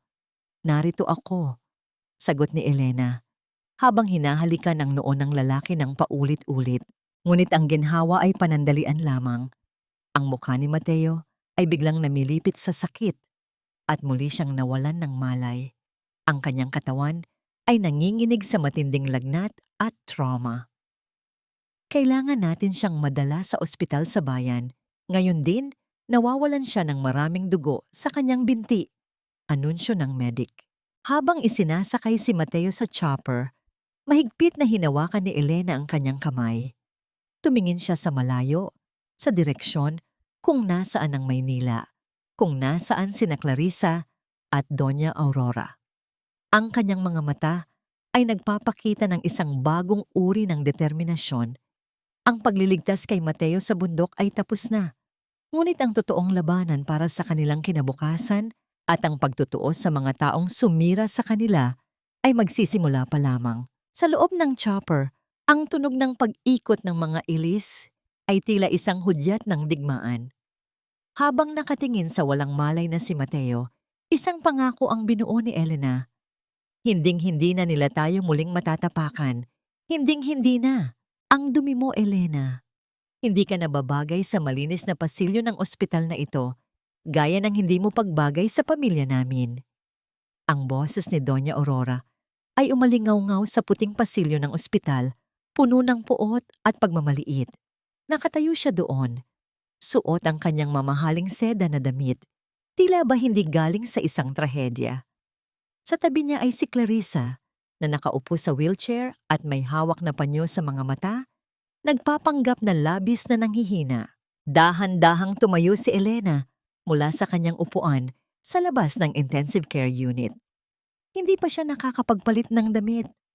Ang kanyang jacket ay tuyo na ang putik. Ang kanyang buhok ay gulo-gulo.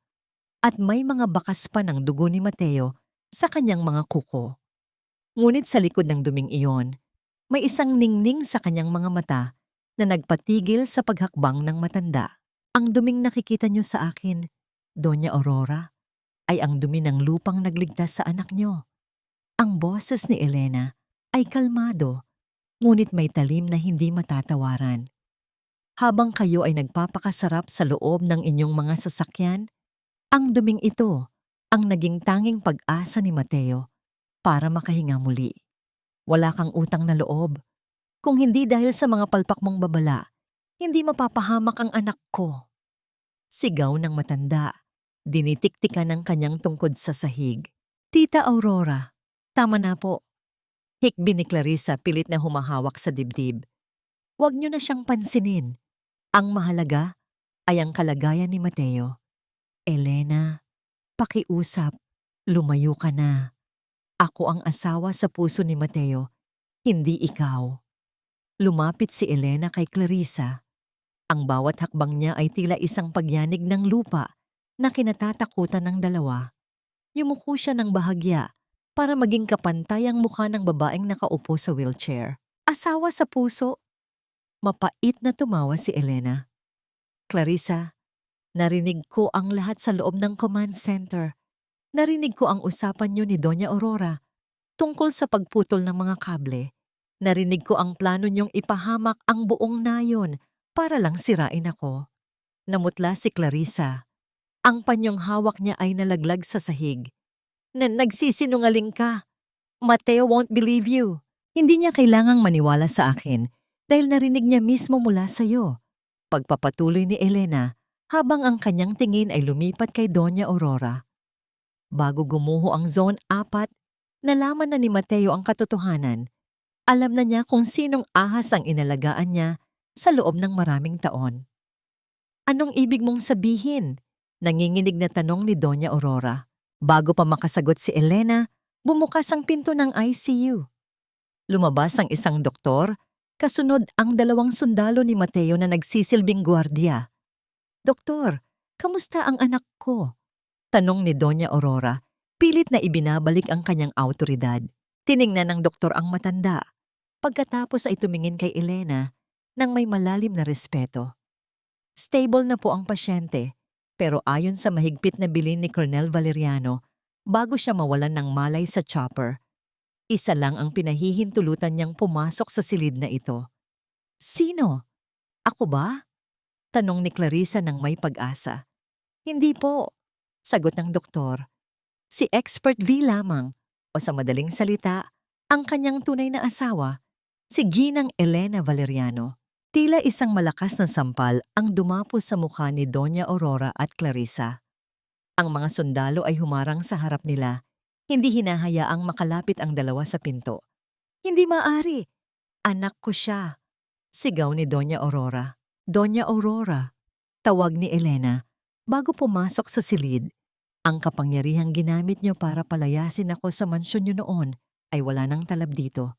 Sa lugar na ito at sa buhay ni Mateo mula ngayon, ako ang batas. At Clarissa, maghanda ka. Dahil ang mga ebidensyang hawak ko tungkol sa pananabutahe mo ay sapat na para mabulok ka sa kulungan. Pumasok si Elena sa silid, iniwan ang dalawang babae sa labas na nanginginig sa takot at kahihiyan. Sa loob, ang matinis at regular na tunog ng heart monitor ay nagbibigay ng katiyakan na buhay ang lalaking kanyang mahal. Lumapit si Elena sa kama ni Mateo. Ang lalaki ay may mga benda sa ulo at binti at maraming tubo ang nakakabit sa katawan nito, ngunit ang kanyang paghinga ay panatag na. Dahan-dahang hinawakan ni Elena ang kamay ni Mateo, ang kamay na nagligtas sa kanya sa loob ng kuweba. Dito, sa katahimikan ng silid, dahan-dahang idinilat ni Mateo ang kanyang mga mata. Sa gitna ng labo ng kanyang paningin, ang mukha ni Elena ang unang naging malinaw. Elena, mahinang tawag nito. Shh! Magpahinga ka na muna. Bulong ni Elena, ang kanyang boses ay puno ng lambing na matagal nang hindi narinig ng lalaki. Ang mga kable. Clarissa. Pilit na nagsasalita si Mateo, ang kanyang puso ay tila bumibilis ang tibok sa monitor. Alam ko na, Mateo. Alam ko na ang lahat. Tapos na ang panloloko nila. Pagpapakalma ni Elena. Dito ka muna sa tabi ko. Hindi na kita bibitiwan. Isang luha ang dahan-dahang pumatak mula sa mga mata ni Mateo. Isang luhang puno ng pagsisisi at pasasalamat. Hinawakan niya ng mahigpit ang kamay ni Elena. Tila ba natatakot na kapag binitawan niya ito ay maglalaho ang lahat gaya ng isang panaginip. Ngunit sa labas ng silid, habang naglalakad palayo ang nagngingit-ngit na si Clarissa, may isang tawag siyang tinanggap sa kanyang phone. Nagawa mo na ba? Siguraduhin mong hindi siya magigising para magsalita laban sa atin. Isang madilim na plano ang muling nabubuo sa gitna ng desperasyon. Ang laban para sa buhay ni Mateo ay hindi pa tapos sa loob ng ospital na ito. Hindi sapat ang libu-libong sampagwita para pabanguhin ang isang pagsasamang pinabulok ng kasinungalingan, pero sapat ang isang tapat na haplos para simulan ang paghilom ng mga sugat. Ang boses ni Elena ay tila isang banayad na himig sa loob ng tahimik na silid ng ospital. Hawak niya ang isang maliit na palanggana na may maligamgam na tubig at isang puting bimpo. Maingat, tila natatakot na makasakit, dahan-dahan niyang pinunasan ang mga braso ni Mateo na puno ng mga galos at pasa mula sa trahedya sa Itugon. Ang amoy ng sampagita mula sa munting florera sa gilid ng kama ay humahalo sa amoy ng gamot at kalinisan ng silid. Para kay Mateo, na nakasandal sa mga unan at pinagmamasdan ang bawat galaw ni Elena, ang amoy na ito ay hindi na simbolo ng kamatayan, kundi ng isang panibagong sumpaan, isang sumpaang mas tapat kaysa sa naganap sa simbahan. Bakit mo pa ito ginagawa, Elena? Mahinang tanong ni Mateo, ang kanyang boses ay puno ng pait sa sarili. Pagkatapos ng lahat ng kahihiyang idinulot ko sa iyo, pagkatapos kitang ituring na parang wala lang, bakit narito ka pa rin at pinagsisilbihan ako? Tumigil si Elena sa kanyang pagpunas. Tiningnan niya ang mga mata ni Mateo at doon niya nakita ang isang lalaking wala na ang kapalaluan. Ang Colonel na dati ay tila hindi kayang tapatan ng sinuman, ngayon ay isang tao na lamang na naghahanap ng kapayapaan sa kanyang sariling konsensya. Ginagawa ko ito dahil iyon nananangtam, Mateo. Sagot ni Elena habang muling isinasawsaw ang bimpo sa tubig. Hindi ako narito dahil kailangan kita. Narito ako dahil pinili kong manatili. Ang pagpapatawad ay hindi nangangahulugang nakalimutan ko na ang sakit. Ito ay nangangahulugang ayaw ko nang dalhin ang bigat ng galit sa aking puso.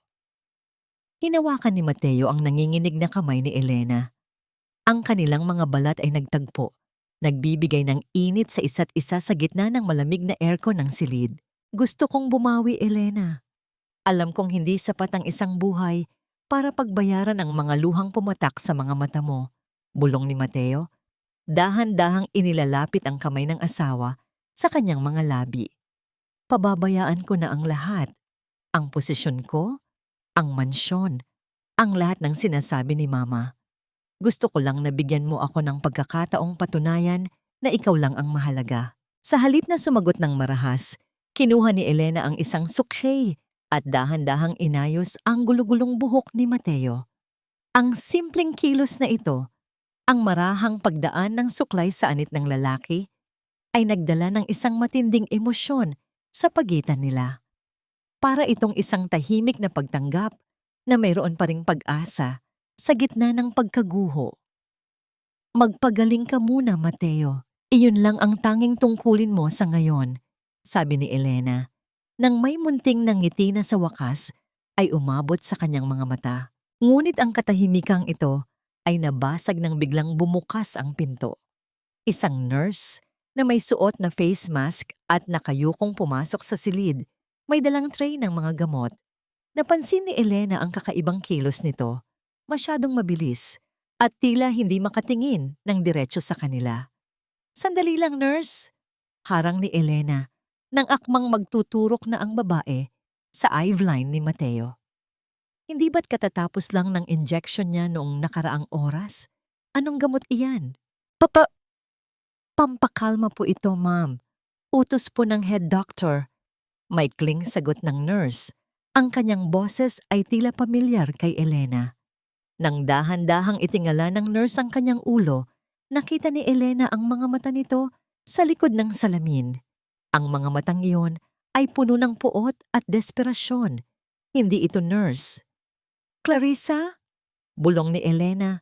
Ang kanyang puso ay biglang tumibok ng mabilis dahil sa kaba. Agad na binitiwan ni Clarissa ang pagkukunwari.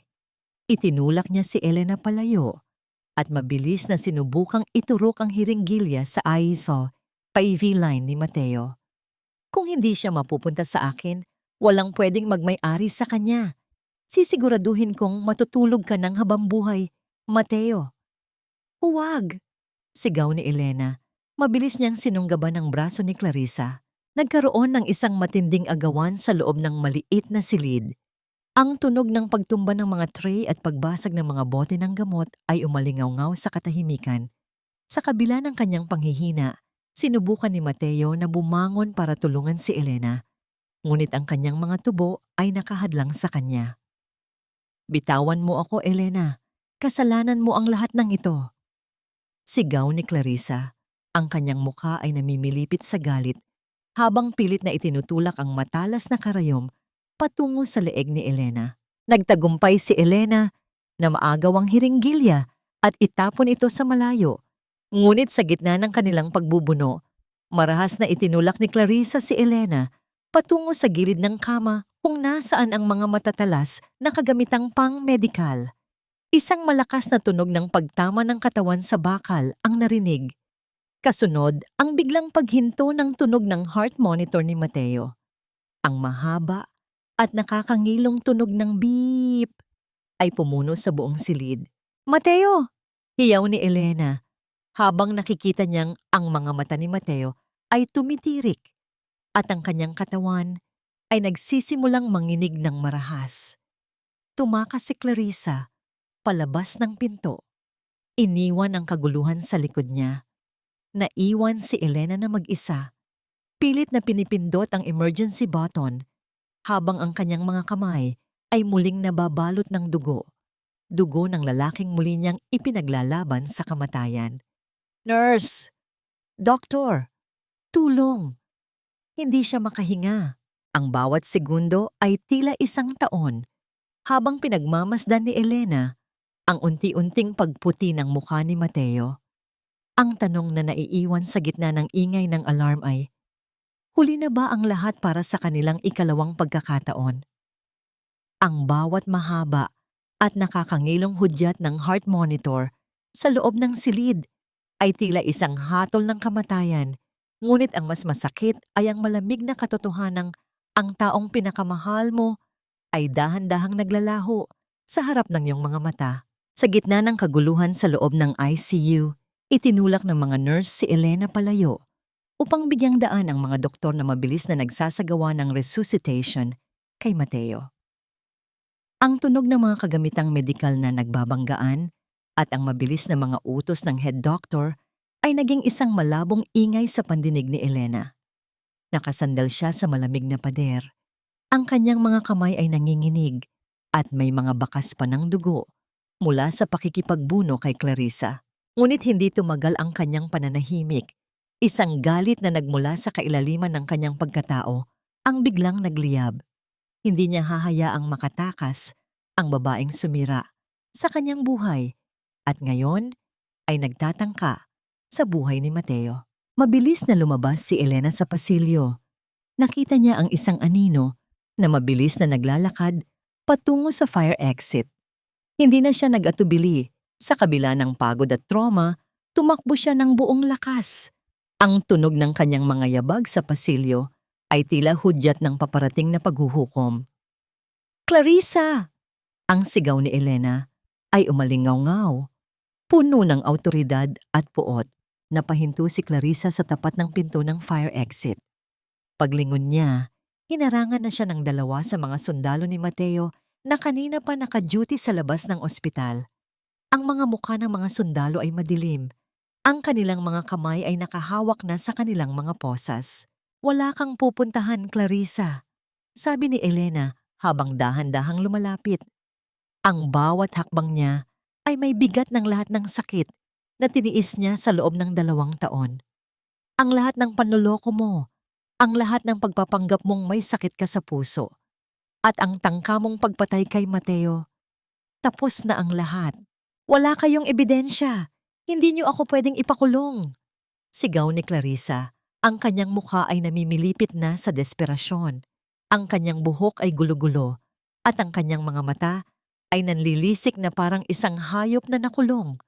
Sa sandaling iyon, dumating si Doña Aurora, hingal na hingal, at tila hindi malaman ang gagawin. Nang makita niya ang mga sundalo at ang galit na si Elena, mabilis siyang lumapit kay Clarissa. "Clarissa, anong ginawa mo? Bakit sabi ng mga nurse ay tinangka mong saktan si Mateo?" Tanong ng matanda. Ang boses ay nanginginig sa takot para sa kanyang anak. "Tita Aurora, tulungan niyo ako.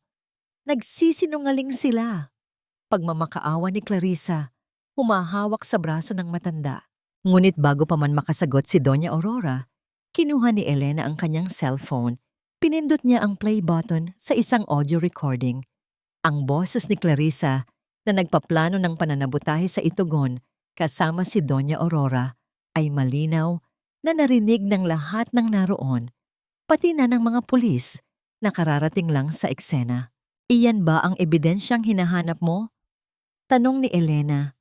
Ang kanyang boses ay malamig at puno ng pananagumpay. "Hindi lang ang pagtatangka mo ngayon ang pagbabayaran mo, kundi pati na ang krimen mo laban sa mga tao ng Itugon." Nang marinig ni Doña Aurora ang sarili niyang boses sa recording, tila siya ay nawalan ng lakas at napasandal sa pader. Napagtanto niya na ang lahat ng kanyang reputasyon at yaman ay guguho dahil sa pakikipagsabwatan sa isang ahas. "Clarissa, ikaw ang nagsabing hindi tayo mahuhuli." Bulong ng matanda, bago marahas na itinulak palayo ang babaeng itinuring niyang paborito. "Lumayo ka sa akin. Wala akong kinalaman sa pagtatangka mo sa buhay ng anak ko." Ito ang sukdulang karma para kay Clarissa. Ang taong naging sandigan niya sa lahat ng kanyang kasamaan ay siya ring unang nagtaksil sa kanya nang dumating ang oras ng paghuhukom. Isang malakas na sampal ang idinapo ni Doña Aurora sa mukha ni Clarissa. Isang sampal na nagpabagsak sa babae sa sahig ng ospital. Dahan-dahang nilapitan ng mga pulis si Clarissa at pinusasan ito. Habang kinakaladkad siya palayo, ang kanyang mga sigaw at pagmumura ay dahan-dahang naglaho sa dulo ng pasilyo. Naiwan si Elena at Doña Aurora sa gitna ng katahimikan. Ang matanda ay dahan-dahang lumuhod sa harap ni Elena. Ang kanyang mga luha ay pumatak sa malamig na sahig. Elena, patawarin mo ako. Nabulag ako ng pagmamahal sa maling tao. Hikbi ni Doña Aurora. Iligtas mo ang anak ko. Pakiusap. Tiningnan ni Elena ang matanda nang walang anumang emosyon. Ang buhay ni Mateo ay nasa kamay na ng Diyos at ng mga doktor. Ang tanging magagawa niyo ngayon ay ang tanggapin ang kahihinatnan ng inyong mga maling desisyon. Tinalikuran ni Elena ang matanda at muling bumalik sa tapat ng pinto ng ICU. Ay naganap nang lumabas ang doktor. Hinihingal, ngunit may munting ngiti sa mga labi. Stable na po siya, Mrs. Valeriano. Himala. Pero tila narinig niya ang boses niyo kaya bumalik ang kanyang malay. Gusto niya kayong makita. Pumasok si Elena sa loob. Doon, nakita niya si Mateo na dilat na ang mga mata, bagaman pagod na pagod. Ang lalaki ay dahan-dahang iniabot ang kanyang kamay. Elena, narinig ko ang lahat. Bulong ni Mateo. Ang kanyang boses ay tila isang marahang hanging nagdadala ng kapayapaan. Salamat sa pagligtas sa akin, hindi lang sa kamatayan, kundi pati na sa sarili kong kadiliman. Hinawakan ni Elena ang kamay ni Mateo ng mahigpit. Alam niya na ang sugat ng nakaraan ay hindi maghihilom sa isang gabi, ngunit sa unang pagkakataon, ang amoy ng sampagwita sa silid ay hindi na amoy ng pait, kundi amoy ng isang bagong simula. Ang hustisya ay nakamit na at ang lupa ay tumigil na sa pagguho. Ang tanging natitira ay ang mahaba at dahan-dahang paglalakbay patungo sa pagpapatawad. Dito tayo nagsimula sa gitna ng kahihiyan, Mateo.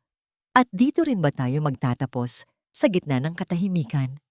Ang boses ni Elena ay tila isang marahang hanging umiihip sa loob ng malaki at lumang simbahan ng San Agustin. Nakatayo siya sa eksaktong lugar kung saan siya iniwan ni Mateo 2 taon na ang nakalipas, sa gitna ng mahabang aisle kung saan ang bawat disenyo ng mga upuang kahoy at ang bawat ukit sa pader ay tila may dalang alaala ng kanyang mga luha. Nakatayo sa kanyang likuran si Mateo. Dahan-dahang naglalakad gamit ang isang baston. Ang kanyang bawat hakbang ay may kasamang bahagyang pag-aray, isang paalala ng kanyang mga sugat mula sa bundok. Ngunit mas matindi ang kirot na nararamdaman niya sa kanyang dibdib habang pinagmamasdan ang likuran ng kanyang asawa. Ang bango ng mga kandilang tila bagong sindi at ang amoy ng lumang kahoy ay humahalo sa malamig na hangin sa loob ng katedral. Ang sikat ng araw na dumadaan sa mga stained glass na bintana ay nagbibigay ng makukulay na anino sa puting sahig na tila ba ang langit mismo ay sinusubukang lagyan ng kulay ang madilim na bahagi ng kanilang nakaraan. Elena, mahinang tawag ni Mateo. Ang kanyang boses ay nanginginig sa gitna ng naglalakihang mga pader ng simbahan. Tinitingnan ko ang altar na yon at ang tanging nakikita ko ay ang aking sarili na tumatalikod sa pinakamahalagang biyaya na ibinigay sa akin ng Diyos. Patawad. Patawad sa bawat segundong pinaluha kita rito. Dahan-dahang lumingon si Elena. Ang kanyang mga mata ay wala na ang lamig na tila yelo sa itugon. Ngunit wala rin doon ang bulag na pagsambang dati ay ibinibigay niya sa lalaki. Ang kanyang mga mata ngayon ay puno ng karunungan at isang uri ng kapayapaan na tanging ang mga taong nakaligtas sa bagyo ang nagtataglay. Alam mo, Mateo, matagal ko nang itinapon ang galit ko sa basurahan sa labas ng simbahang ito. Bulong ni Elena habang dahan-dahang lumalapit sa asawa. Hindi dahil hindi ako nasaktan, kundi dahil napagtanto ko na ang pagkapit sa poot ay para ring pagpayag na manatili akong bilanggo ng nakaraan. Sa pagliligtas ko sa iyo sa bundok, hindi lang ikaw ang iniligtas ko. Iniligtas ko rin ang aking sarili mula sa pagiging biktima. Dahan-dahang inabot ni Mateo ang kamay ni Elena. Hindi para hilahin ito, kundi para lamang maramdaman ang init nito. Iniyuko ni Mateo ang kanyang ulo at ipinatong ang kanyang noo sa mga kamay ni Elena. Isang kilos ng pagsuko at pagkilala sa kapangyarihan ng babaeng minsan niyang minaliit. Hindi ko hihilingin na bumalik ka sa akin na parang walang nangyari. Bulong ni Mateo. Ang kanyang mga luha ay pumatak sa kamay ni Elena. Dahil ang dating Elena ay pinatay ko na sa aking katangahan. Gusto ko lang na bigyan mo ako ng pagkakataong makilala ang bagong Elena, ang expert V na nagturo sa akin kung paano maging tunay na lalaki. Gusto kong maging karapat-dapat na tumayo sa tabi mo, hindi bilang yung kolonel, kundi bilang yung katuwang sa buhay. Huminga ng malalim si Elena. Tumingala siya sa malaking krus sa harap ng altar. Naalala niya ang kanyang ina, ang kanyang mga hirap sa itugon, at ang bawat gabi ng kanyang pag-iisa. Ang tiwala ay parang kristal, Mateo. Kapag nabasag, maaari mong pagdikitin ang mga piraso, pero mananatili ang mga lamat, sagot ni Elena. Ang boses ay puno ng katotohanan. Ngunit ang mga lamat na yon ay paalala rin na tayo ay nakaligtas. Hindi kita maipapangako na bukas ay okay na ang lahat. Ang pagpapatawad ay isang mahabang proseso. Hihintayin ko, Elena. Kahit gaano katagal, pangako ni Mateo. Lumabas silang dalawa ng simbahan ng magkahawak kamay. Sa labas, ang ulan ay tumigil na at ang kalsada ay tuyo na rin mula sa baha. Ang hangin ay sariwa at ang mga tao sa paligid ay abala sa kanilang mga buhay. Walang alam sa malaking tagumpay na naganap sa loob ng katedral. Sumakay sila sa sasakyan, ngunit sa pagkakataong ito, si Elena ang humawak sa manibela. Si Mateo ay nakaupo sa tabi niya, kampante at masaya, na hayaan ang kanyang asawa na magmando sa kanilang tatahaking direksyon. Saan tayo pupunta? Tanong ni Mateo. Sa Itogon, sagot ni Elena, nang may munting nangiti. Marami pa tayong kailangang itayong muli. Marami pang sugat ang kailangang gamutin. Habang umaandar ang sasakyan palayo sa San Agustin, tila iniwan na nila ang lahat ng bigat ng nakaraan sa likod ng malalaking pinto ng simbahan. Ang tanong na naiiwan sa puso ng bawat isa ay, maari nga ba talagang magbunga ang pag-ibig sa lupang minsan nang nasalanta ng bagyo? Ang sikat ng araw ay unti-unting lumulubog sa abot tanaw, nagbibigay ng ginintuang liwanag sa kanilang daan, patungo sa isang kinabukasang hindi na puno ng takot, kundi ng tapat na pag-asa. Hindi sapat ang 1 taon para burahin ang lahat ng lamat ng nakaraan, ngunit sapat na ang 365 araw para makita ang pagsibol ng mga bagong dahon sa pusong minsan nang natuyo. Ang boses ni Elena ay matatag, puno ng kumpiyansa, habang nagsasalita siya sa harap ng isang malaking podium sa loob ng isang kilalang unibersidad sa Maynila. Ngayon, hindi na siya ang babaeng nakatago sa anino ng kanyang asawa. Siya ay si Dr. Elena Valeriano, ang kinikilalang expert V na nagligtas sa libu-libong buhay sa Itogon at ngayon ay namumuno sa pambansang programa para sa disaster resilience. Sa gitna ng madla, sa unang hanay ng mga upuan, nakaupo si Mateo. Nakasuot siya ng kanyang formal na puting uniforme, ngunit ang kanyang mga mata ay hindi nakatuon sa medalya sa leeg ng kanyang asawa, kundi sa ningning ng kaligayahan sa mukha nito. Ang bawat palakpakan ng mga tao sa loob ng auditorium ay tila isang malambot na himig na nagpapatunay na ang hustisya at pagmamahal ay maaari ngang magsama. Sa tabi ni Mateo ay nakaupo si Doña Aurora. Wala na ang kanyang mga mamahaling hiyas na tila nakakasuffocate at wala na ang matigas na anyo ng kanyang mukha. Suot niya ang isang simpleng terno at sa kanyang mga kamay ay hawak niya ang isang maliit na scrapbook, isang koleksyon ng mga balita tungkol sa mga tagumpay ni Elena. Nang bumaba si Elena mula sa entablado, ang unang lumapit sa kanya ay ang matanda. Proud na proud ako sa iyo, anak. Bulong ni Doña Aurora bago dahan-dahang nagmano si Elena sa kanya.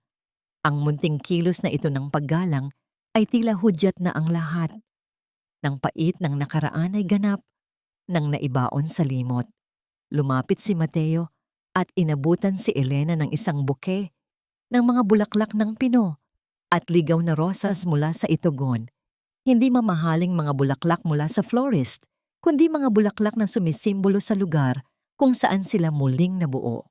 "Congratulations, V!" sabi ni Mateo. Ang kanyang boses ay puno ng paghanga. "Handa na ang lahat sa bahay. Nagluto ako ng sinigang at siniguro kong tama ang asim nito, gaya ng itinuro mo sa akin." Ngumiti si Elena, isang nangiting kailanman ay hindi nakita ni Mateo noong sila ay nagsisimula pa lamang.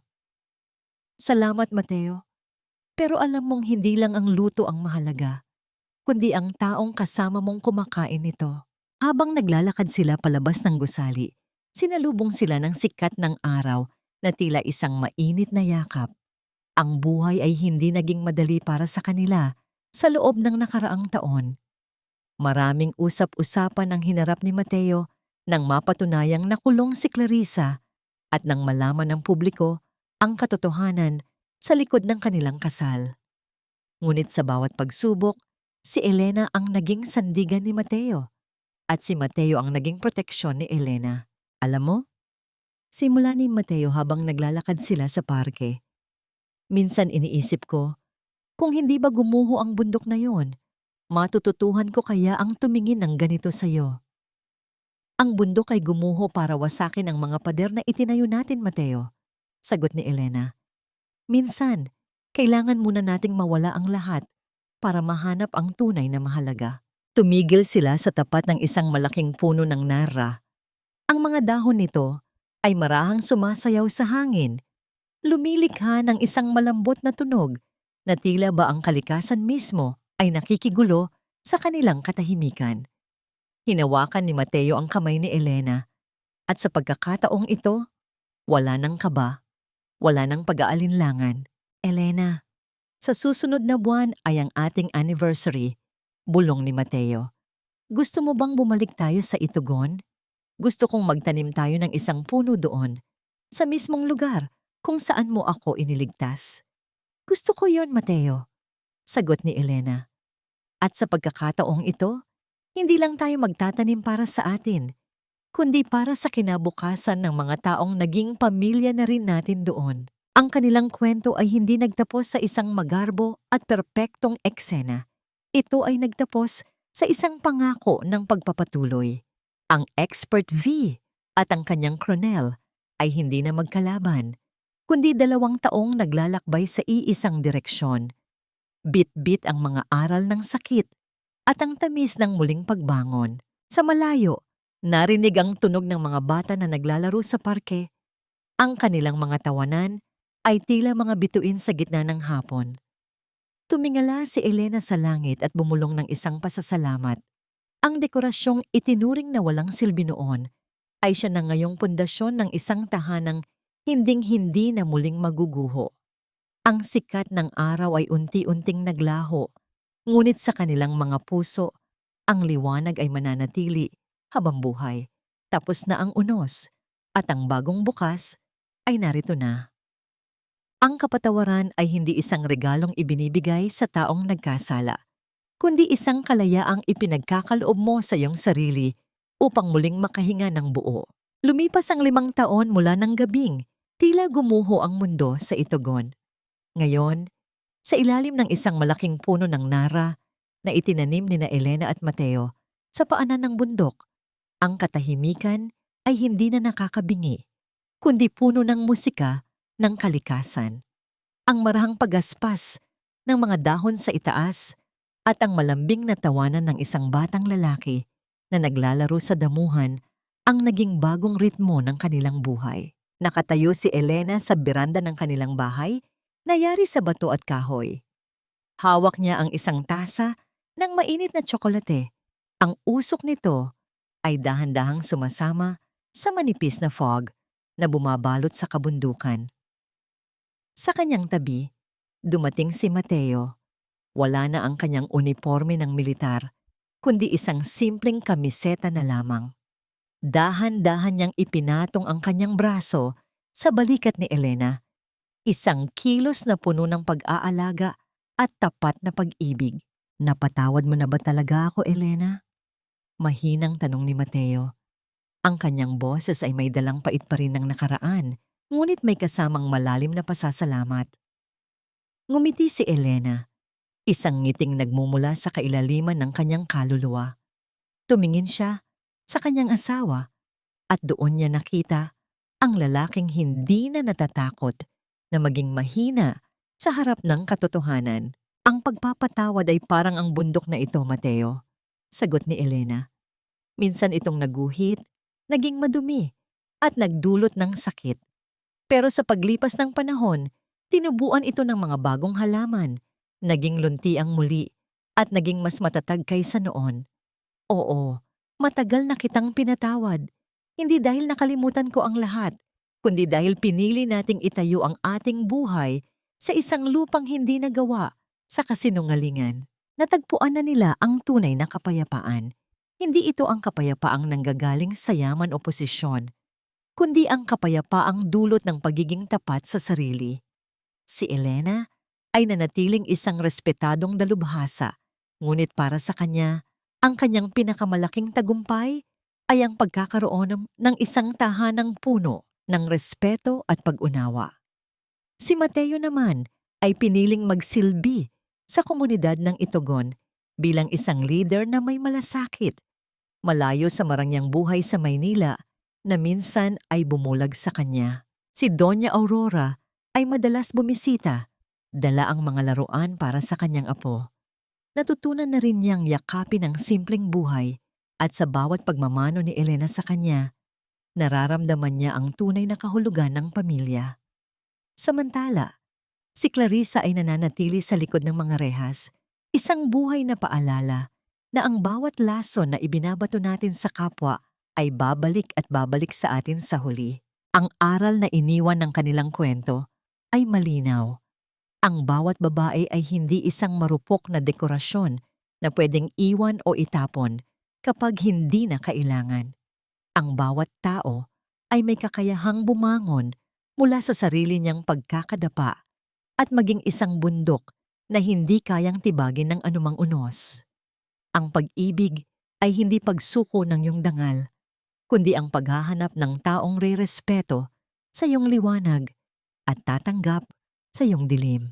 Habang lumulubog ang araw sa likod ng mga bundok ng Benguet, nagbibigay ng kulay kahel at lilang liwanag sa langit, humawak ng mahigpit si Elena sa kamay ni Mateo.